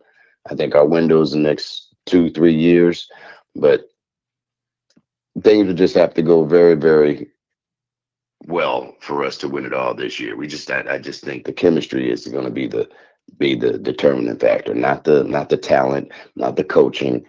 I just think the familiarity and the cohesiveness amongst the team and the rotation players. That's what's going to be key. Like last year, if you think about it, last year we were. I don't know what what the final ratings were last year. But one thing the eye test told us all, no matter what the numbers did, the last part of last year with the group that we had, when it came down to crunch time, 5 minutes or less, we didn't make very many mistakes. It was very, very difficult to beat us close games down the stretch because we didn't make any mistakes and we played hard and everything. This year, but a lot of that had to do with the team having a lot of cohesiveness as well. We lost Julius Randle early in the season. We lost Mitch early in the season, got him back for the playoffs type of deal. So those guys, even with the injuries to OG and the long stretches, we had big chunks of the season last year where we weren't healthy either. But the difference between that team and this team is that team didn't make mistakes that we seem to make down there, and especially on the defensive side. Last year, it was very, very difficult to score on us, in crunch time of ball games. Whereas this year, we've had literal layup lines to the rim with 5 minutes to go. So I just think it's a combination of all those things is why we're getting, the pundits and the so-called experts that just aren't going to give us a chance. I mean, we built a hell of a resume for them to say it. Okay. I do got one question, then I'm gonna let Frisk respond. If you have something you want to respond to that, but I do want to ask you one more. This might be a shorter answer question. Is Coach Tibbs on the hot seat? That's what I want to know. Is he on the hot seat? Let's go. In my opinion, no. I think he's done way too much over his tenure here to be on the hot seat right now. But I say this with the slight caveat: we go out there and get the doors blown off us in the first round against Detroit, then obviously there's going to have some serious conversations made, because you're not just going to break up that team that we put together and lost all the assets and resources for. We're not breaking the team up after one season. So if things go horribly wrong in the first round against Detroit, then yeah, I think he starts the season on a very hot seat. But other than that, I don't see them doing anything as far as letting go of Tibbs. I think if anything, when it's time for Tibbs to go, he doesn't get fired. He just kind of moves up into upper management and they name a successor. I think things would have to go very, very wrong for the Knicks to release or fire Tom Thibodeau. There's just too many relationships within that organization, from the players to the front office to man, it's just too many relationships intertwined there and have been there for years. I mean, decades, literal 20-year relationships, all bound up in that front office. Godfathers of our star player, agents of our star players, agents of our star players' dad. Star players' dad is an assistant coach who's been an assistant coach for the head coach for the last 15 years. So it would be very, very. Things have to go very, very wrong for Tibbs to lose his job this season. I'm sorry, guys. I don't even think losing in the first round would have him fired. Oh wow. Okay. Wow. I don't think he'd get fired for losing. Wow. So I know Frisk has a lot he wants to say. He's not going to be able to. You're not going to be able to hear him over the airwaves. I'm not sure I'm gonna mute this and listen to his answer. Okay. All right. Perfect. Okay. Perfect. Go ahead, Frisk. I know you got a lot to say. Let's go. Okay. When it comes to this subject, what I say historically, the Knicks cachet has always been, we're the world's most famous arena. That's something that we've put in front of us all the time. The Knicks are not a world-class organization. We haven't been, but we want to be. And that's why they brought Leon Rose in. When you think of world-class organizations, you're going to think of Boston, and you're going to think of the Lakers. And the difference between a regular organization and a world-class organization, world-class organization, there are expectations. If the Lakers make the playoffs and they lose in the first round, that isn't acceptable in any year as a Lakers coach. They expect more. And his job is automatically jeopardy if that happens. The Knicks need to become a world-class organization. There has to be expectations. Just making it and being better than the last guy isn't enough to be a world-class organization. It's, can we win a championship?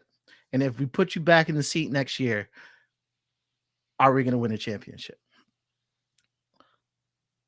They have to seriously, if Tom Thibodeau makes those same mistakes, you can't tell me that bringing back Tom Thibodeau the next year, you have a better chance of winning the championship.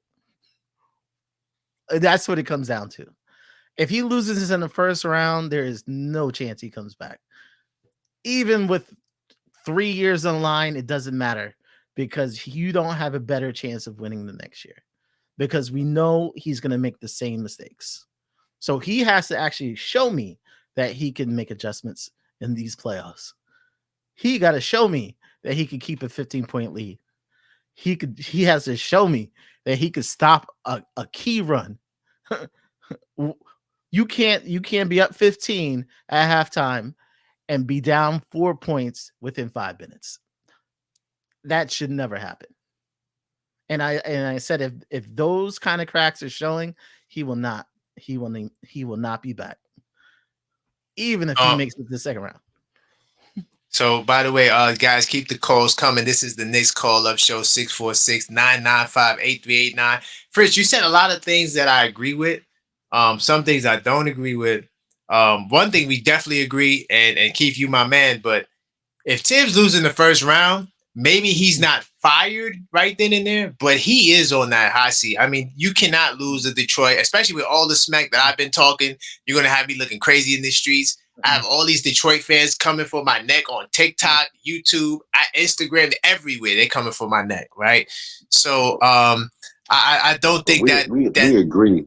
Mm-hmm. But with the hot seat, we agree. I believe the hot seat would definitely. I think he would definitely be on the hot seat next season if we were to lose, in the first round this year. But I do not believe he would be fired or let go or replaced before sometime next season because we lost to the Detroit in this round, in the first round. That's all I'm saying. Now, not to be a stickler because I don't like to be a stickler. Another thing I disagree, Fritz, was with that Laker comment. I think JJ comes back only because you just got Luka mid-year. He don't got a big man, and I think the Lakers GM, he's going to go to work. Yeah, it's a different situation with the Lakers because they're honestly building again. They're literally just building again. Yeah. So you can't let him go. He got 50 wins in his first year with trades and different teams, and he's never coached. Situation. So, but also like to bring it back with Coach Tibbs, I hear you what you're saying with the mistakes.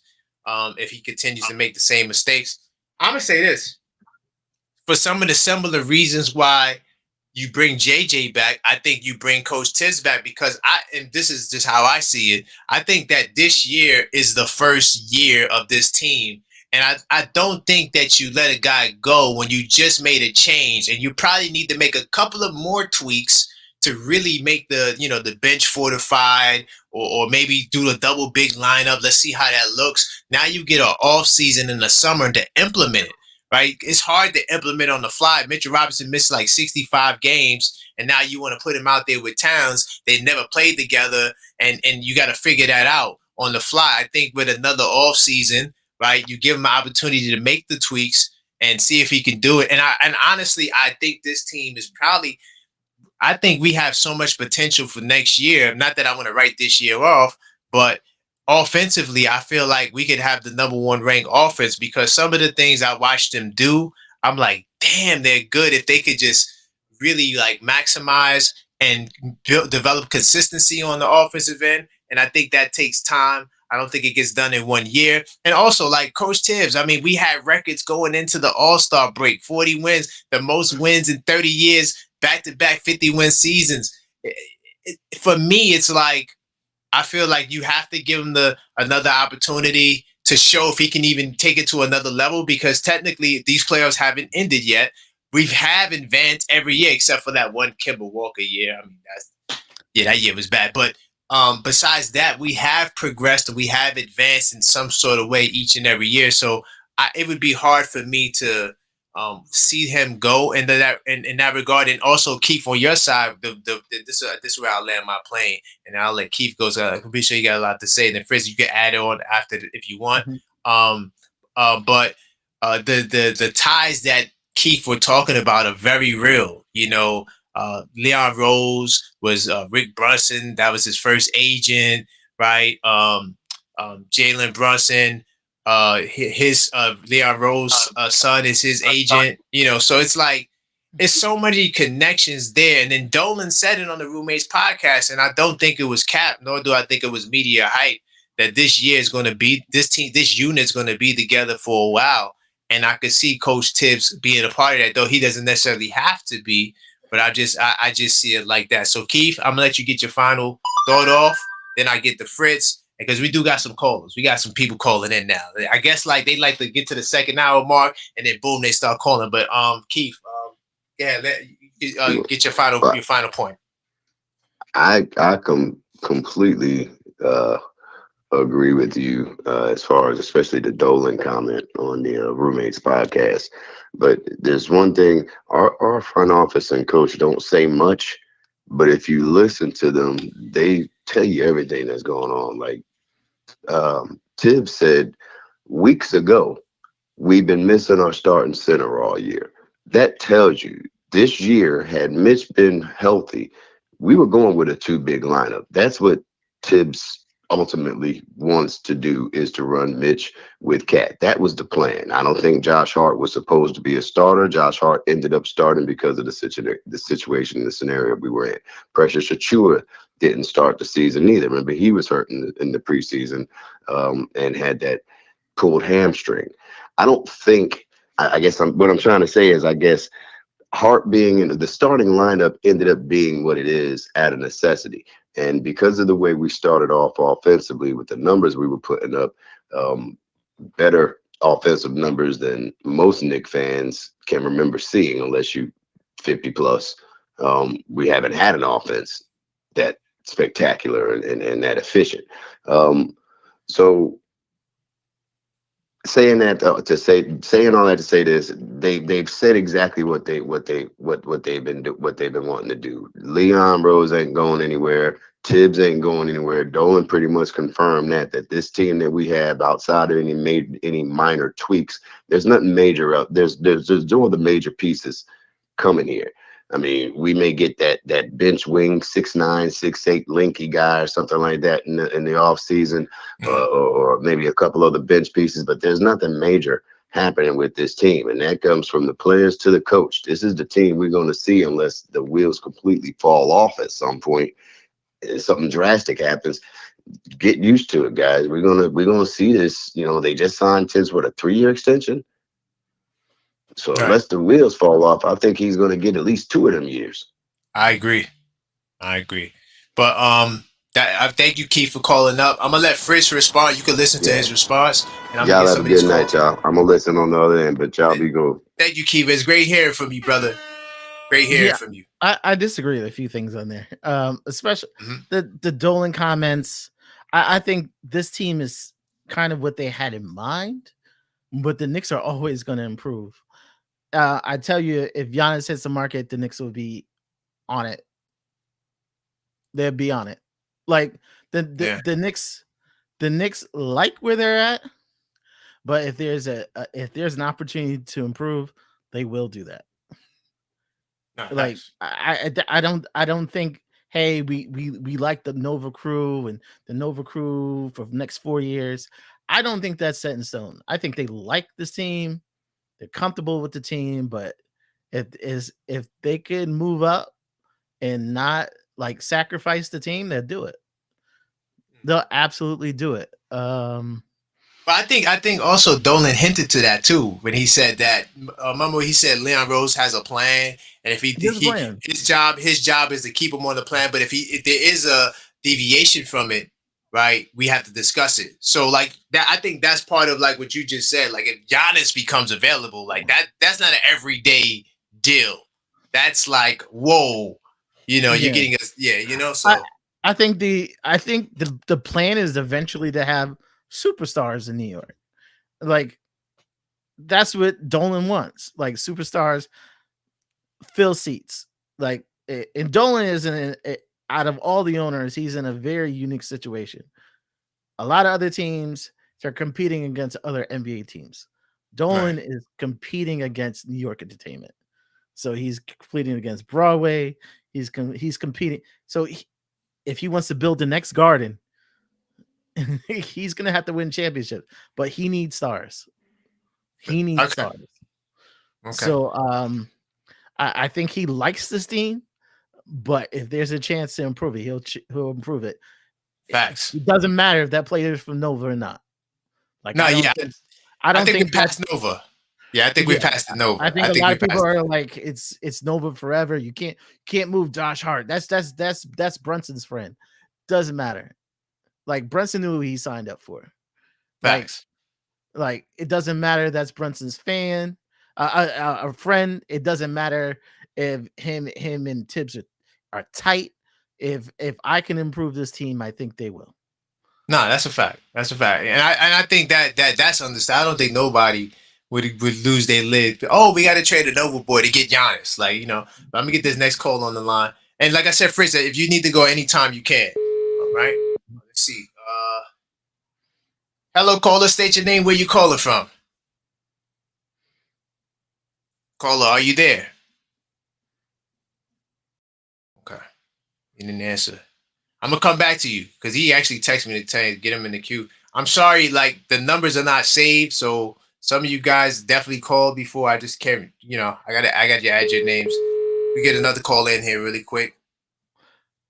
Yo. Hey, this okay, Yuri. How's it going, Yuri? Good. No, I heard the conversation with Keith. I want to pick off on that. Okay. I definitely agreed with Fitz on the whole Dolan part, because even though he did say the team is going to stay for a while, we all know Leon Rose has got a quick trigger finger. Yes, I said quick trigger finger, because he knows this. He wants this team to win. He wants to bring a championship to the Garden. That's what we all want. And I agree with him on the Tibbs part. I feel like we're all being too hard on him because we didn't have a quote-unquote starting center. I still remember that conference, as we said. I feel like you go double big next year, however. Next season. I don't want to write this team off yet in the playoffs because I feel like that's not right. We haven't even seen this team in the playoffs for the first time. Cat looks like he's ready to go. OG looks like he's ready to go. Mikal looks like he wants to friggin' have a redeeming arc from the regular season, because this was probably Mikal's worst season in recent years. I wouldn't want to say worst because I just had a conversation about this with my friend, but I'll leave it to Fritz and you to discuss that. Do you guys believe that Mikal had an underwhelming season this year as the fourth option?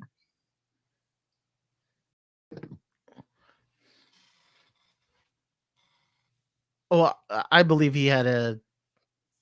Yeah, this isn't what the Knicks signed up for. I don't think this is what the Knicks had in mind.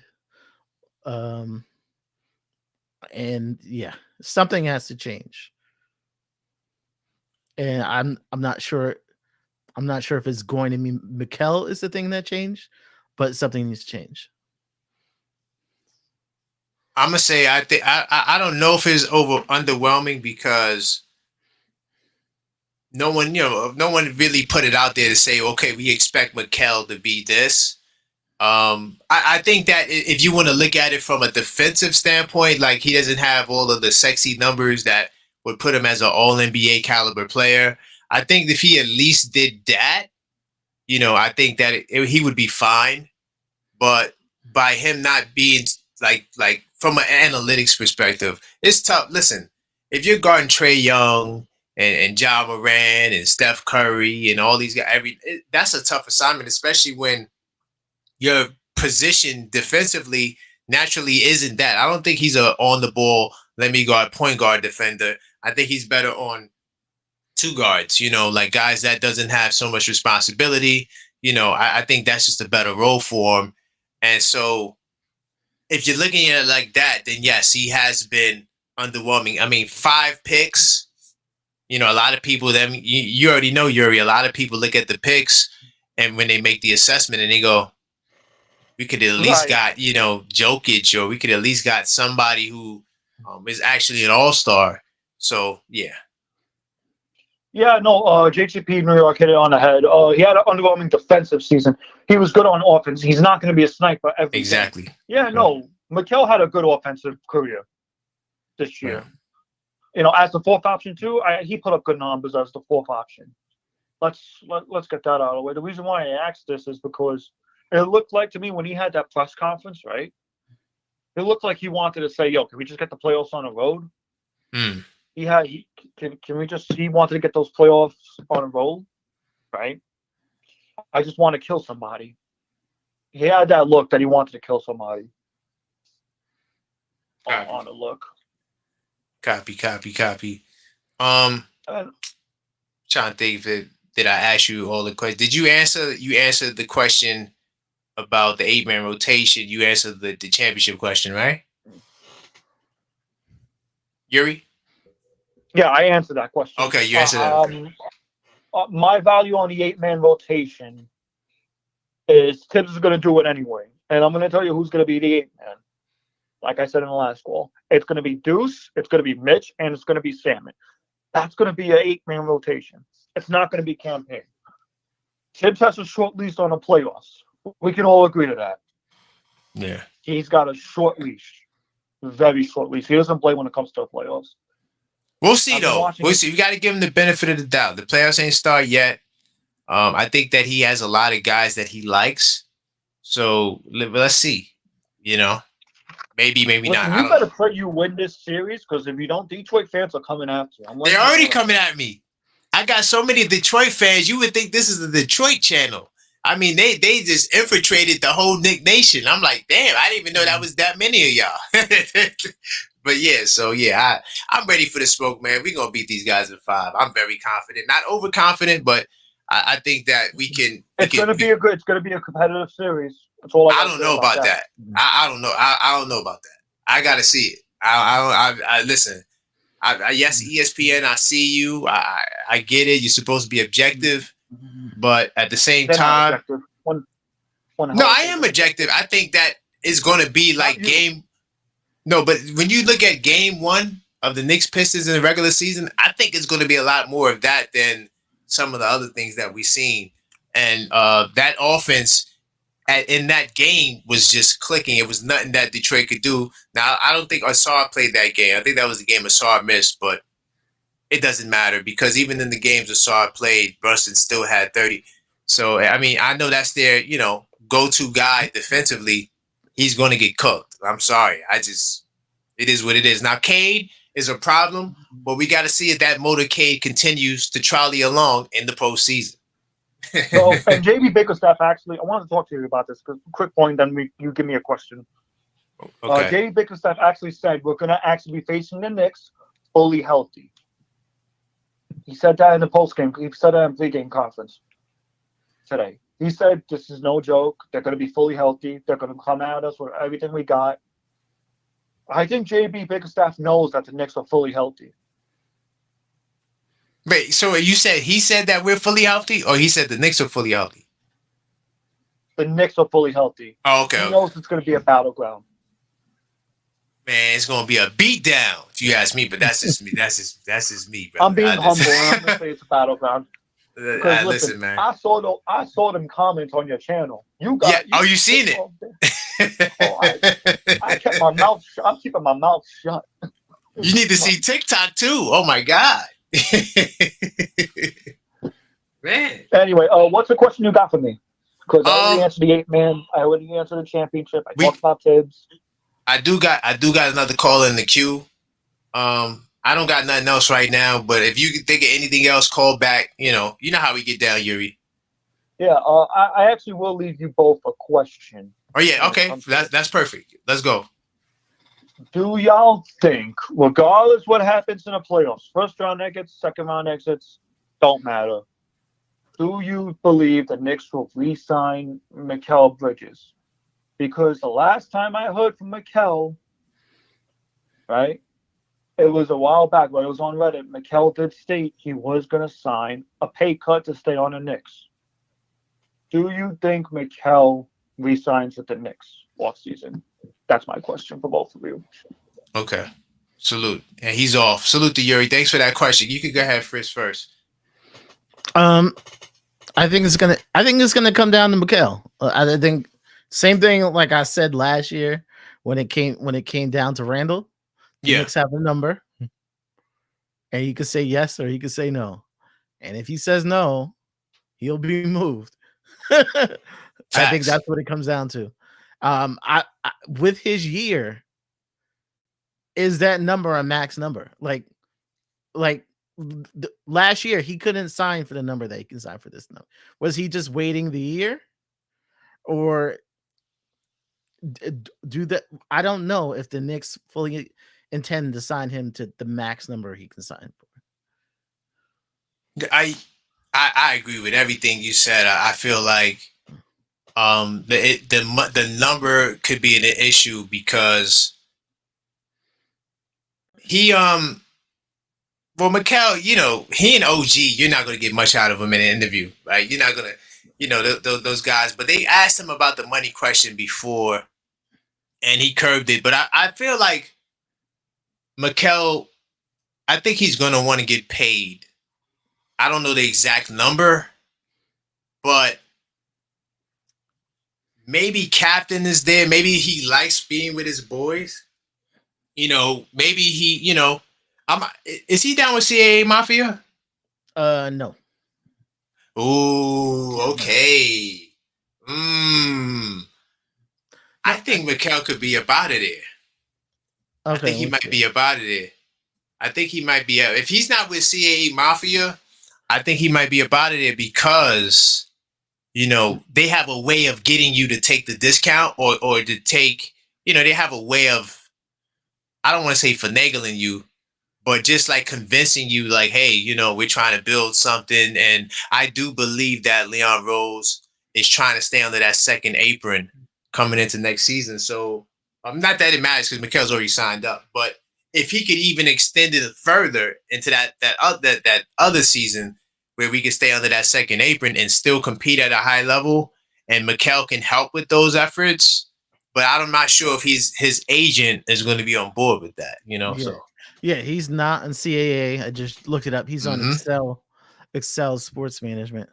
But his number isn't that high. Like his number is like his max will pay him like $38 million the following year. So this year he's gonna make 25. Yeah, this year's locked up. The following year. Yeah. So next year he's gonna make 25. He's signing for the following years. Last year a lot of people's like, yeah, he's signing in October, and I'm like, he ain't signing that number because I saw the number. And I'm like, he'll be way under. Hell no, he wasn't doing that. No. Yeah, I said he would have been way under what usually his caliber player is gonna make. I don't know. I personally think he's worth 38 if he's used in the proper way. I don't think to maximize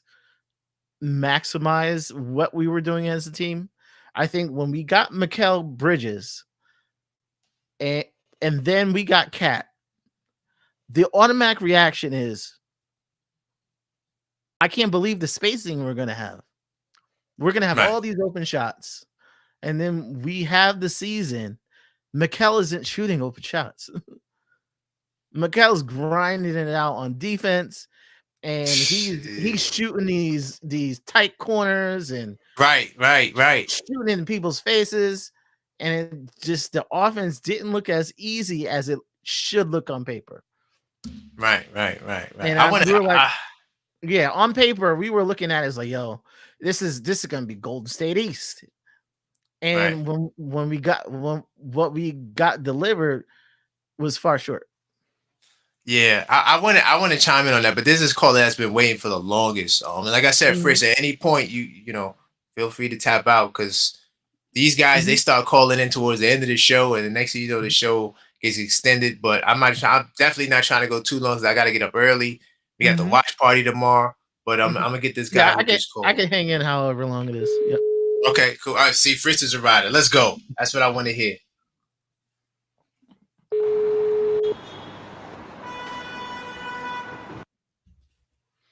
See if they answer.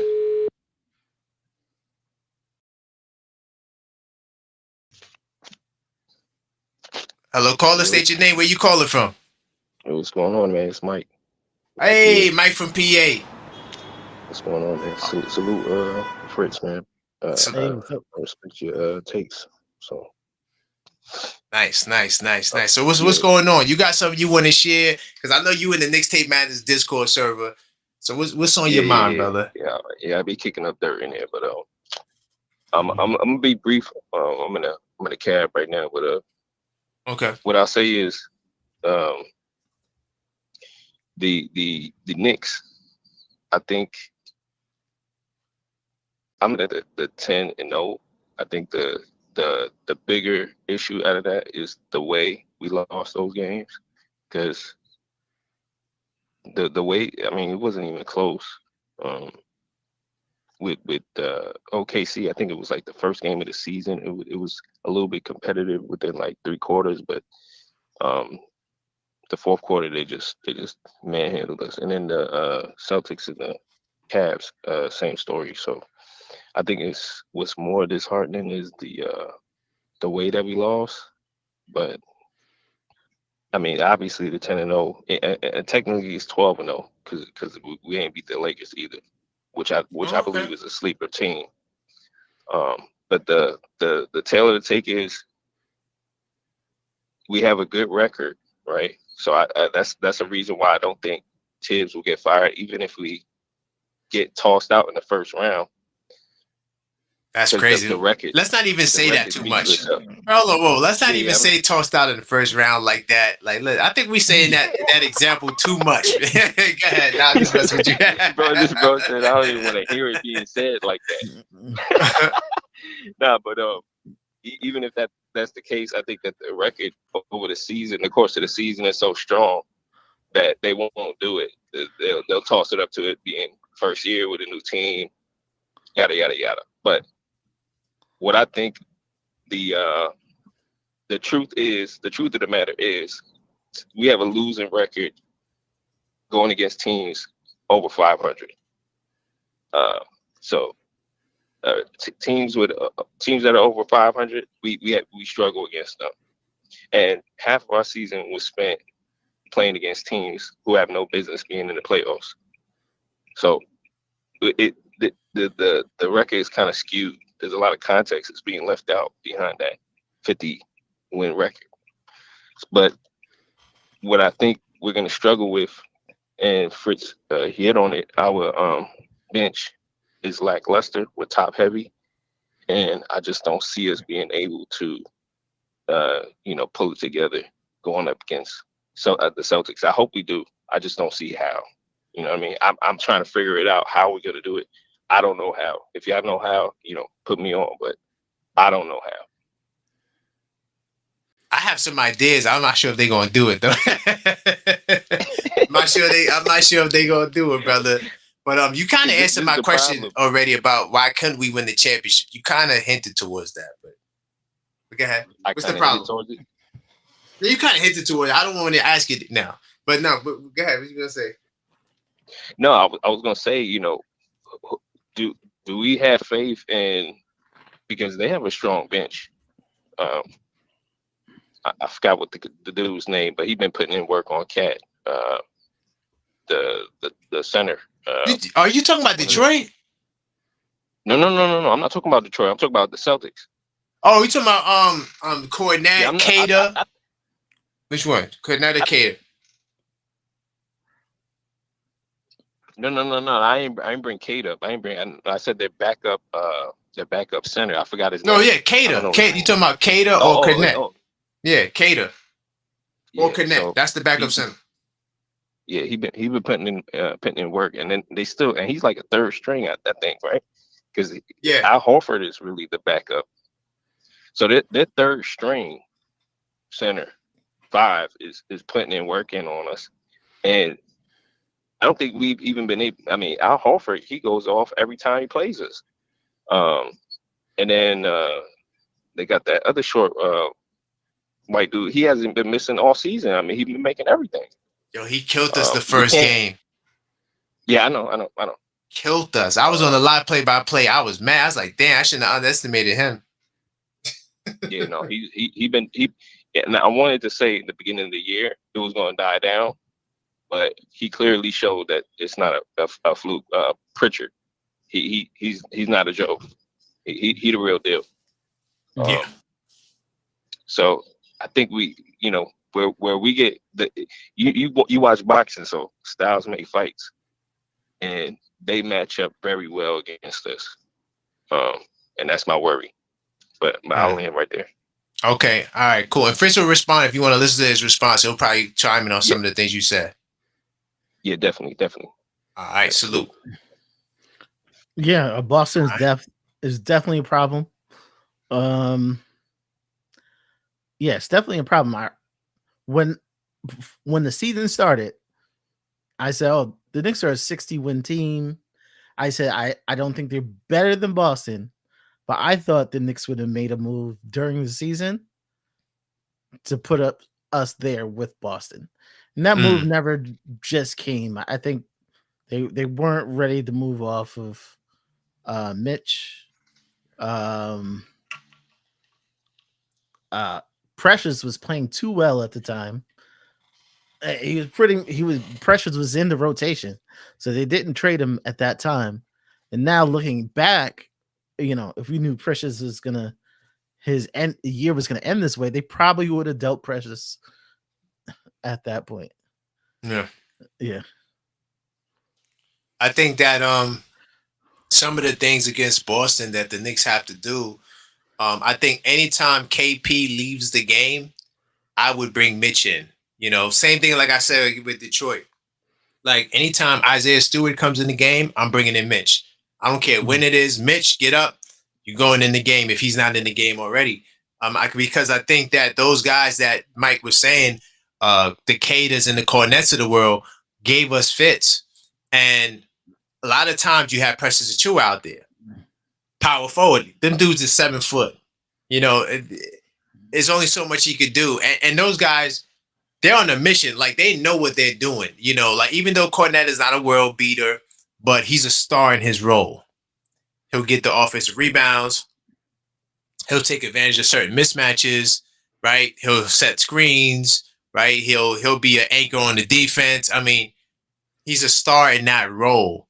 So my thing is that you're going to have to use your advantages. And I think at the 5, the Knicks have an advantage.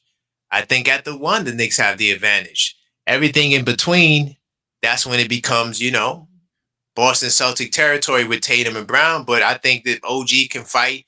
Mikal can fight. I think we'll be fine. And then you just look at production, right? Jalen Brunson can give you what Tatum gives. Maybe Tatum gets more rebounds, but points, rebounds, and assists, Brunson and Tatum, okay, cool. Towns and Brown, Towns is giving you more.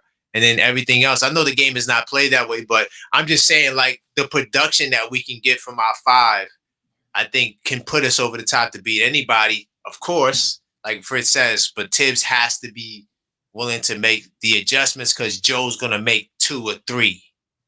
And they're going to be so smart and they're going to be so cunning So yeah, you're gonna have to be able to really match that for sure. Yeah, OG is gonna have to. OG is gonna have to be the OG that we've seen lately.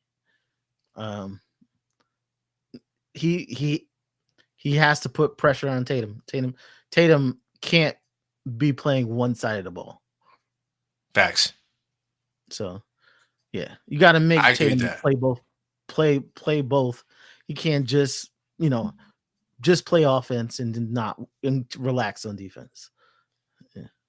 I had a crazy strategy, right? That nobody was feeling, right? And you see, I'm not scared to, try something different from everybody. But I think that this is a strategy maybe that you don't run the whole game, but maybe a certain parts of the game. So if you keep the starting lineup the same, no double big lineup, I want to see Towns on Brown. Okay? Towns, this is defense side. Towns on Brown, Hart on KP. I remember I watched the Lakers in Boston game, right? When the Lakers smacked them. One of the things they did was they put a small defender on KP. And out of the norm of what they want to do, they were posting up KP low. When they post up KP low, they wasn't able to get into their 3-point shot rhythm because they are outside inside team. They're not an inside outside team. So and then once like KP would make a bucket or he missed, Lakers just crashing the glass and they was in transit because they had AD at the time, of course. So they crashed in the glass and they were in transition. When they got in transition, they were hitting threes, making things happen. Austin Reeves was killing. I mean, it was a crazy game, right? Dalton Connect, all those guys were playing well. And I feel like, put Towns on Brown because Brown may not even be 100%. That's a whole nother topic I don't want to get into. Not that I'm preying on injuries, but if he's not 100%, that's a whole nother factor. But let me continue with my lineup, right? So I'm putting Towns on Brown because Brown wants to take advantage of small guards. Anytime he has somebody his size or bigger, he's less reluctant to attack, right? When Brown out of everybody on the Celtics, he's the least I'm not gonna say likely, but he wants to drive and try to get like stuff towards the basket more than anybody else in the lineup, right? So you take away him driving. Because there was a couple of plays I noticed when Towns was switched on him or another big was switched on him, Brown is calling for the pick because he wants to get a smaller guy, right? And in Boston, anybody sets screens. Holiday, they all can set screens. And because they're trying to mismatch you and attack that weak link. Boston does that like probably the best out of any team on the offensive end. So that's the matchup there. Then I'm going to put hard on KP because, hey, if I can keep KP from being 27 feet out, because that's where he's killing us. 27 feet out. The last game we played, I mean, it was a 3-point barrage, game over, right? So I'll take whatever KP's getting in the paint because that's not really what they want to do anyway, right? And then from there, I'm switching everything. Now you'd be in a better position to switch because more than likely it'll be a guard, hopefully not Brunson. That's the one thing you have to watch for, Brunson and pick and roll. But hey, it is what it is. I think it'll be better in certain spots in the game to try to like take away some of the things that kill us that Boston do. What do you think? I know Cat does okay in space, but I think Cat would rack up fouls because that Brown is very determined to drive that lane, and Cat he gets the stupid fouls like slapping the hands, like he's been racking up just the stupid fouls. So I really I think you'll see a lot of Brown Shamit, Brown Deuce. Ah man, Brown. I ain't gonna lie, Brown's gonna kill them all because you need to put size. You need to put size on. Like Hart got to take Hart really would have to really step up to take that challenge because if Hart can like at least prevent him from getting those easy little blow bys because it's not like he has the greatest handle. It's his size, his athleticism, his ability to get by guys that it makes him really more dangerous. If Hart can use some of that hustle and heart to just try to stay in front, that's the key with Brown. If you can stay in front of him, he's not as scary. if he's getting by you and now you got to help, and he's gonna be a foul magnet. He's gonna draw so many fouls and he's gonna kill you from the line. So yeah, I mean, I'm hoping that Tibbs should try something to work it out. I wish Hart could be on Brown, but Hart just has like a tendency to like stray and freestyle, and yeah, he just wants to be part of the play. So the play breaks down because he just saw something he could do real quick. He needs a little bit more discipline. No, I agree. You just need a little bit more discipline. Yeah. It'll require all those guys to do more than what they currently doing, and try to avoid some of the silly stuff that they do to, like you said, Towns with fouls, Josh Hart in space. I'm not sure if he's looking for a rebound or what, but yeah, I mean, it'll take some adjusting for those guys to get it done, for sure. Mm-hmm. Yeah, I think we have a chance against Boston. I think a lot of people are scared from the regular season, but plenty of times teams dominate people in the regular season. In the playoffs, it's a whole different story. Man, thank you for confirming that, man, because I say it all the time, but maybe they didn't have to hear you say it so they could accept that as the actual reality of what life is. Because I give them real life examples like Miami. We were smoking them in the regular season, and then playoff came. They dusted us off. Yes, now you could say Randall was hurt. Okay, whatever. Don't matter. We still lost. No direct correlation. A lot can happen. Mitch only worrying about KP would do a great job. He got beat on dropping off last year. Right. I get what he's trying to say. Yes. I think that KP from 27 feet out is a nightmare matchup because Boston running that high screen and roll no matter what. That's their go-to bread and butter every other play. If they're not going to Tatum or Brown to do something more specific, they're setting the high. And then also those guys like to get high screen and roll too. Well, maybe not Brown as much, but Tatum, he'll live on the high screen and roll because all Tatum really is looking to do is force a mismatch. He wants to get somebody, a lesser capable defender on him. So sometimes you see Tatum coming off the screens. I mean, very crafty stuff from Joe Mazzulla. I mean, they got a five kind of like us on the offensive end. They're so dynamic, they could do whatever they want. So, yeah, it's going to be tough to beat them. And there's a difference. Like Tatum gets those superstar calls, so he knows if he takes you the slightest touch, he's going to get the foul. Like, so half the time he's going to get the foul call. Like he doesn't have to hit the shot. He knows he's going to get that superstar call. No, facts. No, I agree. Yeah, he's a foul baiter too. Forgot to add that key detail. Brown is looking for fouls. That's another thing. So, like, they're very purposeful in their offense, and I think that's what makes them great. Like, they know, even if it don't make sense, like shooting 5 threes when you missed all 5 and you continue to shoot like that. Any like traditional coach would be like, yeah, do something different. Joe's gonna come say on the 6th time, shoot the 6th 3. And because they have a purpose in their arsenal, and they know that if they miss the 5 threes, eventually it's going to fall, and more than likely it's going to be down the stretch when you're thinking you're going to get a win, and you're not going to get a win. So yeah. By the way, guys, this is the Knicks Call Up Show. Please call up and let's discuss it. 646-995-8389. Also, guys, last call on the watch party will be at Q Bar. I can't share my screen on here. I don't know how to share my screen, but it's okay. All you got to do is text me at 646, right? The same call-up show number, 995-8389, and let me know that you want to come, and then we'll see what's up. But go ahead, Fritz. Yeah, and also with Mazzulla, it's a numbers game to him. Like he knows if he's 3 for 10, and those 3 are threes, and we go 3 for 10, and our 3 for 10 are 2s. He's up 3 points, and he knows the Knicks aren't going to put up as many threes as the Celtics. So I really thought the Knicks this year were going to go with a strategy to put up more threes, but it just never really developed. Yeah, but see, Fritz, once again, this makes you look right again, because Coach Tibbs said that, I remember the first media day, he said, yeah, we want to put up 43s a game.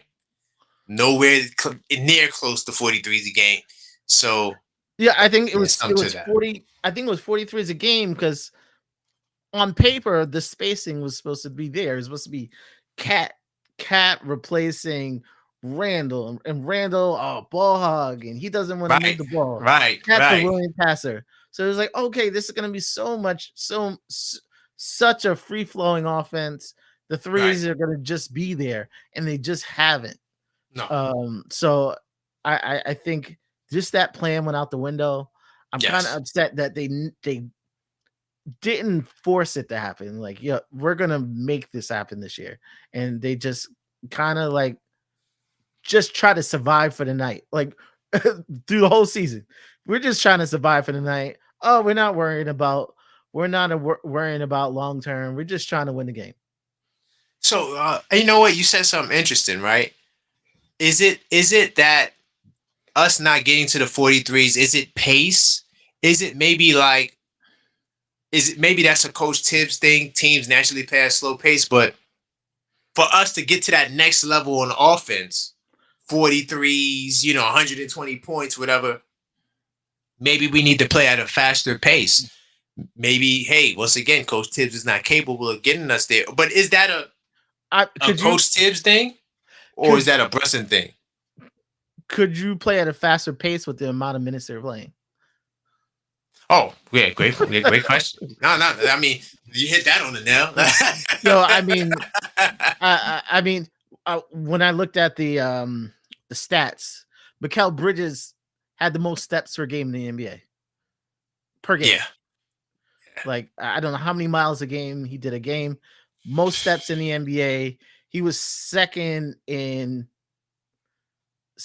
distance traveled per game, and the Knicks weren't a fast offense. So I mean, that's crazy.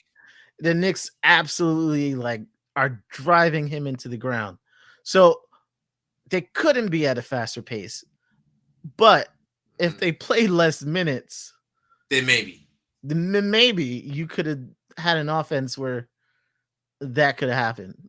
So I mean that all works together. That's all part of the that's all part of the Tibbs conversation, and that's Right. what they have to figure out. So I'm trying to figure out if it's when I say Brunson, I'm not coming for Brunson. I got the Captain 11 right here. You know what I'm saying? There's no way I could come at the Cap, but I do want to say that he does hold the ball a lot, not more than anybody else. That's a superstar, right? But because Brunson, he has a knack for attacking in the mid range, and it takes a little bit more time to get into those spots. Do you think that maybe a combination of Tibbs and Brunson, you don't even get the faster pace, even if you had the breaks in between? Because even like when you look at the last couple of years, we always were last in pace. Like I feel like with the 5-out offense and just in transition and flowing, like maybe I can't say Cleveland's a complete 5-out offense. Boston also doesn't play at a fast pace too, so I mean, that's on the I coach. don't know. I mean, that's on the coach because It goes back to the coach. if we saw earlier in the year when Brunson was passive in the beginning of the year, he was giving up the ball. He was giving up the ball freely. Let Mikal shoot his shots. Mikal was missing, but he was like, "Yo, let me have him get regular first." So, like, I know at least the first 10 games, Brunson was chilling. He was probably doing a little too little, just so that Mikal had the regular shots. Right. So I mean, I think adjustments needed to be made, but I think the Knicks just got in survival mode and did kind of not looked at the big plan instead of like how are we gonna escape this game, and let's put it on Brunson's back. He's Mr. Clutch. Let's put it on his back. Like you won the game, but like long term, we needed a better plan. No, I feel that. I feel that. But that's why I know you might not agree, but that's why I think that next year hopefully, I'm gonna say hopefully he can implement that, into the system. But there's so much time will potential. tell. There's Yeah, a yeah, lot of yeah. That's why I potential keep, on this team, right. That's why I and keep saying that I think they'll be number one offense. Like if Tibbs really does like what you said and implements certain things, I think the offense. There's no reason why they're not a number one offense in basketball. I mean, we had the number one starting lineup in points until Denver, came on, and then of course we had the injury to Brunson. But I mean, that Yeah. starting lineup was incredible. Like pre All Star break, we had the number one offense, and then post All Star break with the injuries, we kind of fell off a little bit. We still top three, but yeah, early in the year, Cat the first 2 months, everybody's talking MVP. Yep, facts. MVP shooting ridiculous amount from three. As the year has gone down, shooting less threes. Right. How does that happen? I know he has the hand, but I don't know how you don't go back to Cat shooting more threes, because in the playoffs we're gonna run into Boston, and that's what we're gonna need. Yeah. Nah, facts. And then we need our guys that, especially who for their career are efficient. You guys need to step up. If you shoot 37+% for your career, yeah, we're gonna need a lot of that in the postseason. Like, indeed. Imagine if Miami pulls off an upset. I can't see that. Versus Miami. That's Cleveland, I think, right? Yeah, that's Cleveland. Yeah, not this Miami. I could. The one I wouldn't be surprised if the Magic beat Celtics. Like, honestly, yo, man, like, my God. I'm like, if that happens, I'm not like the they just have a lot of talent, and they just had an unfortunate year. Yes, facts. And it's just like, but the talent's there, and like you don't know what's gonna spark it. Like that team was scary last year, and I just think they just had a lot of injuries, but they always have that potential. If they turn it on, like there's very few teams that could stop them. I agree. I was trying to also look at Boston Celtics with Jaylen Brown to see what's up with his knee. He's going to be out. Is this correct? It says he can be out. It says that, but it has April 15. That's a couple of days ago. I guess that maybe that was the last time they updated. Okay, but it's saying that he according to this, he's going to miss game 1. Okay. So that's huge. Yeah, so Jaylen Brown, us. Not against them. I think they'll still win, but against us, that'll be huge. Yeah, go ahead. Not like, Jaylen Brown's messed up right now, because like once I heard knee injections, like I had a lot of knee issues, and one thing about those knee injections, they're debilitating. Like once you get an injection, it eats at the cushion in your knee. Right. So if you're willing to get those shots on a regular basis, that means your knee is bad. Like no one willingly does that on purpose. Right. So like when I heard Embiid was doing that on a regular basis, like doing it. Oh yeah. I'm like, yo, he's literally just trying to save face. Like he knows that needs done. Like Brown needs surgery. Right. And if it wasn't the playoffs, he would be on a surgery right now. See, that's why I said that I think Boston's under the most pressure, because I was on the NBA panel, show panel, where we was talking about the NBA, and they couldn't see it at the time. This was early, but I'm talking about the fact of second aprons, right? And you know all about that, the NBA economy, and they're spending so much money. Like you got a new ownership. You have to win the championship. Think about it. If they don't win the championship this year, they're going to lose. Who's a free agent? Horford might be out of there, and they got another good free agent. Came off the top of the head that they're probably going to lose. So My podcast mates were upset what I said about Boston. And What happened with Boston?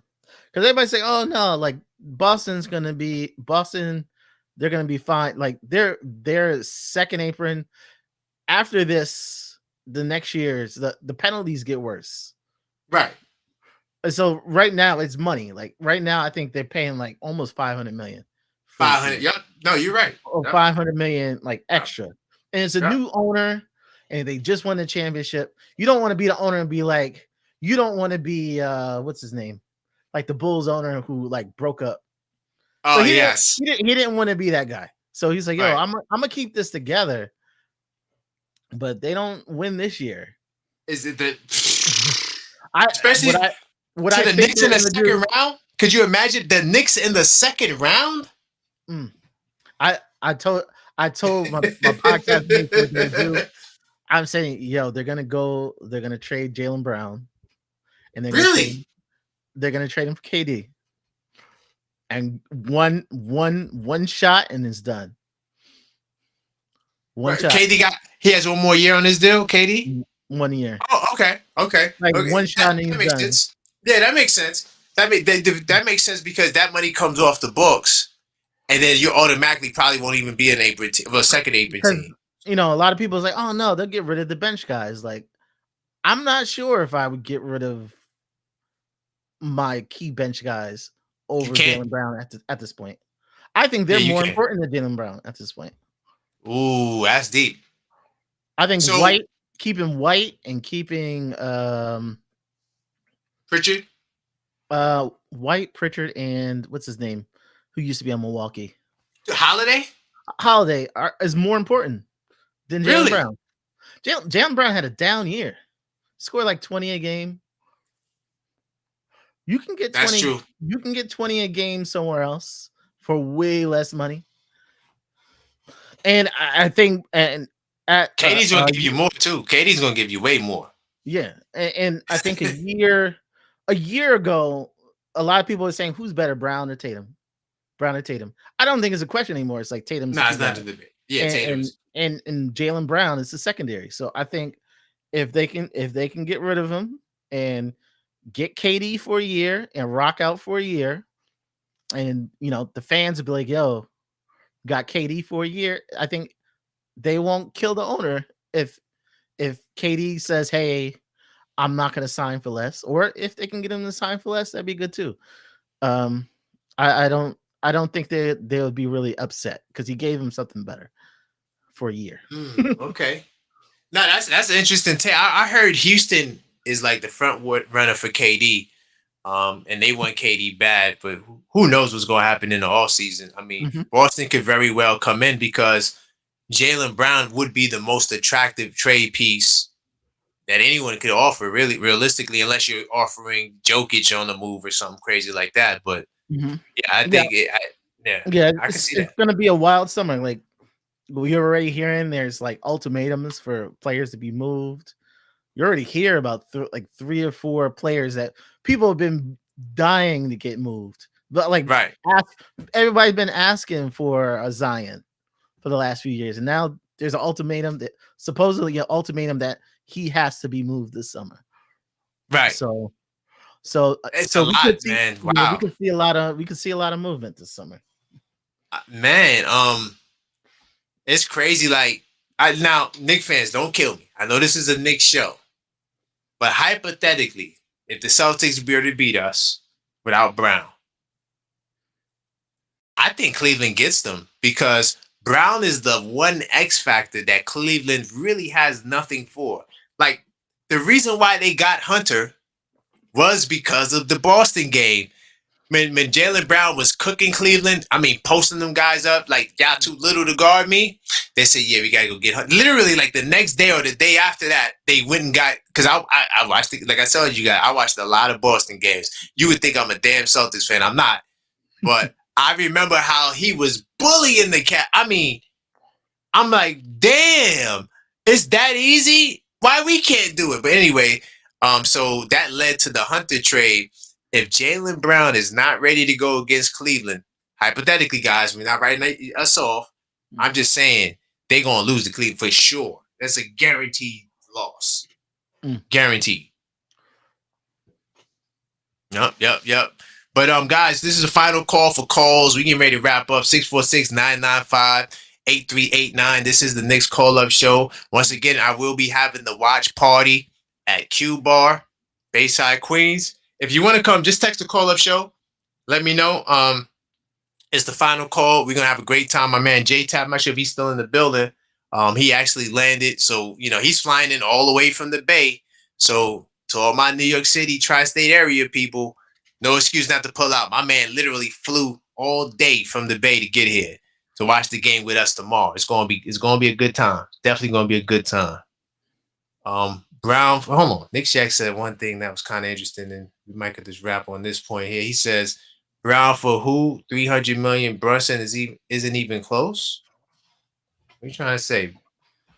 Oh, not Brown for us. Not Brown for us. Oh, okay. Yeah. Tatum killed Hunter, even though the Cavs won that game. Oh, okay. I saw that game too. Yeah. Good point. Yeah, Tatum killed Hunter. Hey, Hunter is not I don't know why people. All right, so this is my thing, right? I don't like when you like Cam Reddish is a defensive stopper and all these dudes. Come on, like these dudes never was known for defense, but y'all want to make these guys defensive stoppers because it fits into a narrative. More than likely, you want to push your team up, or you want to make a team look like they don't have a certain weakness that they have. The Cavs' perimeter defense, to me, is definitely a hole. It's a glaring hole. Any team that has good perimeter play, you can. I'm not saying you're going to beat them, but you have a shot because Donovan Mitchell, Garland. I mean, come on. I mean, this guy tried to argue maybe about Donovan Mitchell.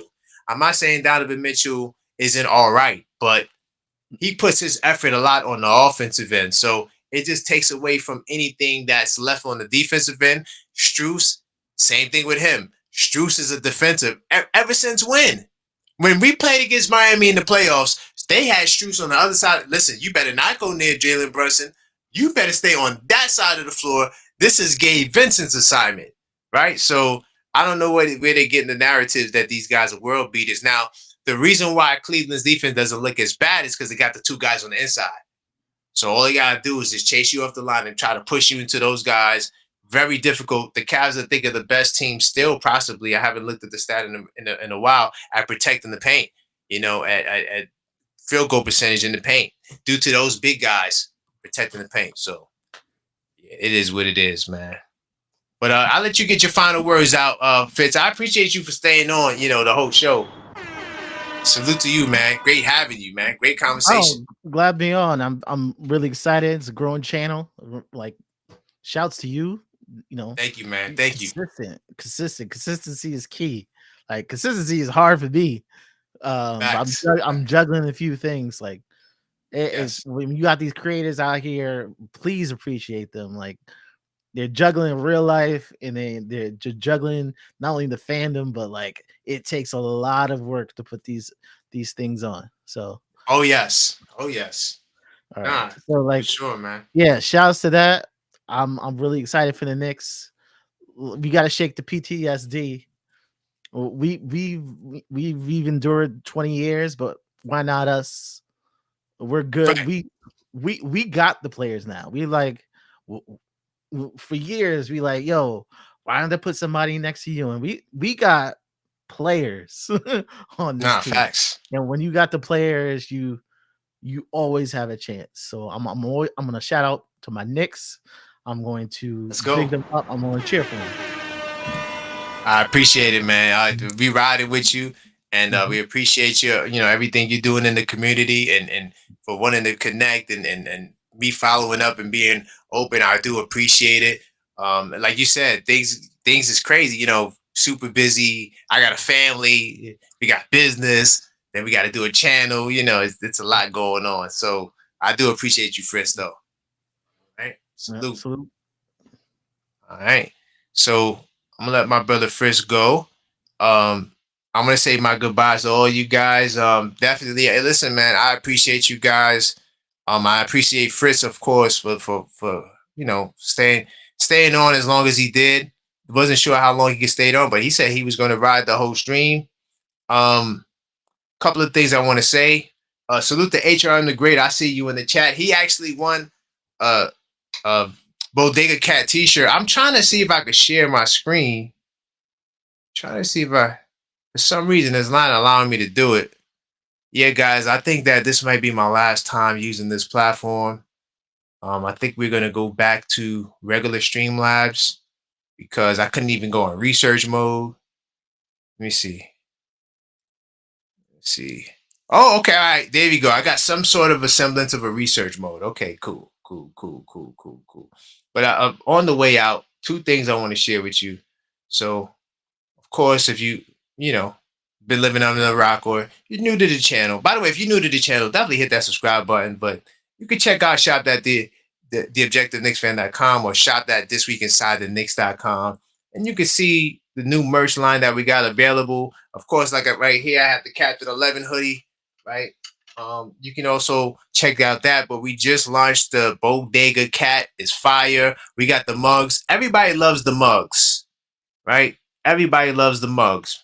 Go get all you gotta do is go to shop.theobjectiveknicksfan.com and you can go cop a mug, man. It's fire. I mean, the designer that helped me work on this, this literally took like damn near a year to do because I ran through a couple of other designers and they could not bring the vision to life. But this brother right here, who I'm working with now, who I got some more ideas in line. But this is the t-shirt. We got the black. We got it in the natural color.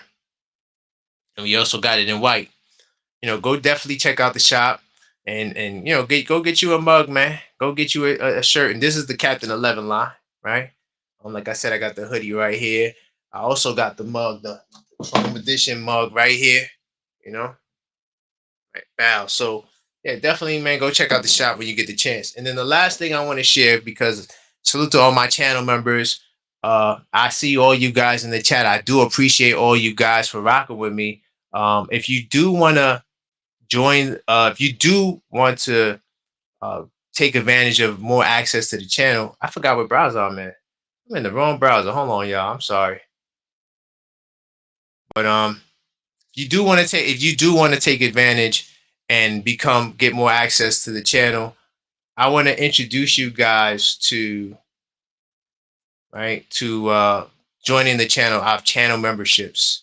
So all you gotta do when you get there, I forgot I'm logged in, I can't do it. But when you join the channel, you're gonna get certain perks. One of the perks you get when you join the channel, we got two packages, the $4.99 package, and we also have the $15.99 or the $14.99 package, right? I'm gonna talk about the starter package because that's all you need. Once you join the channel, you're going to get access to the Knicks Tape Madness Discord server. We got a 24/7 Knicks chat. Like I mentioned it earlier, some of the people called up earlier that are in there. It's great conversation. It's a great way to extend the conversation with me, right? I'm very active in there. We got a lot of different chats. I mean, we talk about damn near every sport. We would talk about the Yankees earlier. I mean, the sky's the limit. Of course, as we approach the end of the playoffs and the regular season, but we got the draft. The offseason is crazy. Right, the off season, there's a lot going on, but the best way to stay tapped in with that is to join the channel, and you get access to that. Also, of course, we have members only live streams that we do. We also got members only live chats that I'm getting ready to start running. A lot of things for the members. The Unfiltered Thoughts series. Get ready to start going outside playing basketball again. Planning on taking the tripod and just hooking up the phone and let's get to work. So I got a lot of plans that I do. Channel members get a lot of access, a lot of value, and there's going to be more things I'm getting ready to unlock. I mean, listen, guys, we're going all the way to the top. So the best way to check it out, definitely could join the channel. But if you're not subscribed, definitely subscribe. Hit that like button on the way out. I do appreciate all you guys in the building. I appreciate HRM the Great. I appreciate Osmosis Jones, Nick's Yak, JMO 3. Who else was in the building? Next will be Chance 2526, Yuri, FS Wisdom. To all the people that also called up, I do appreciate you guys as well. Mike from Harlem, to PA, Keith Rockets from the ATL, Knicks 100. Salute to Knicks 100, man. I salute the Knicks 100.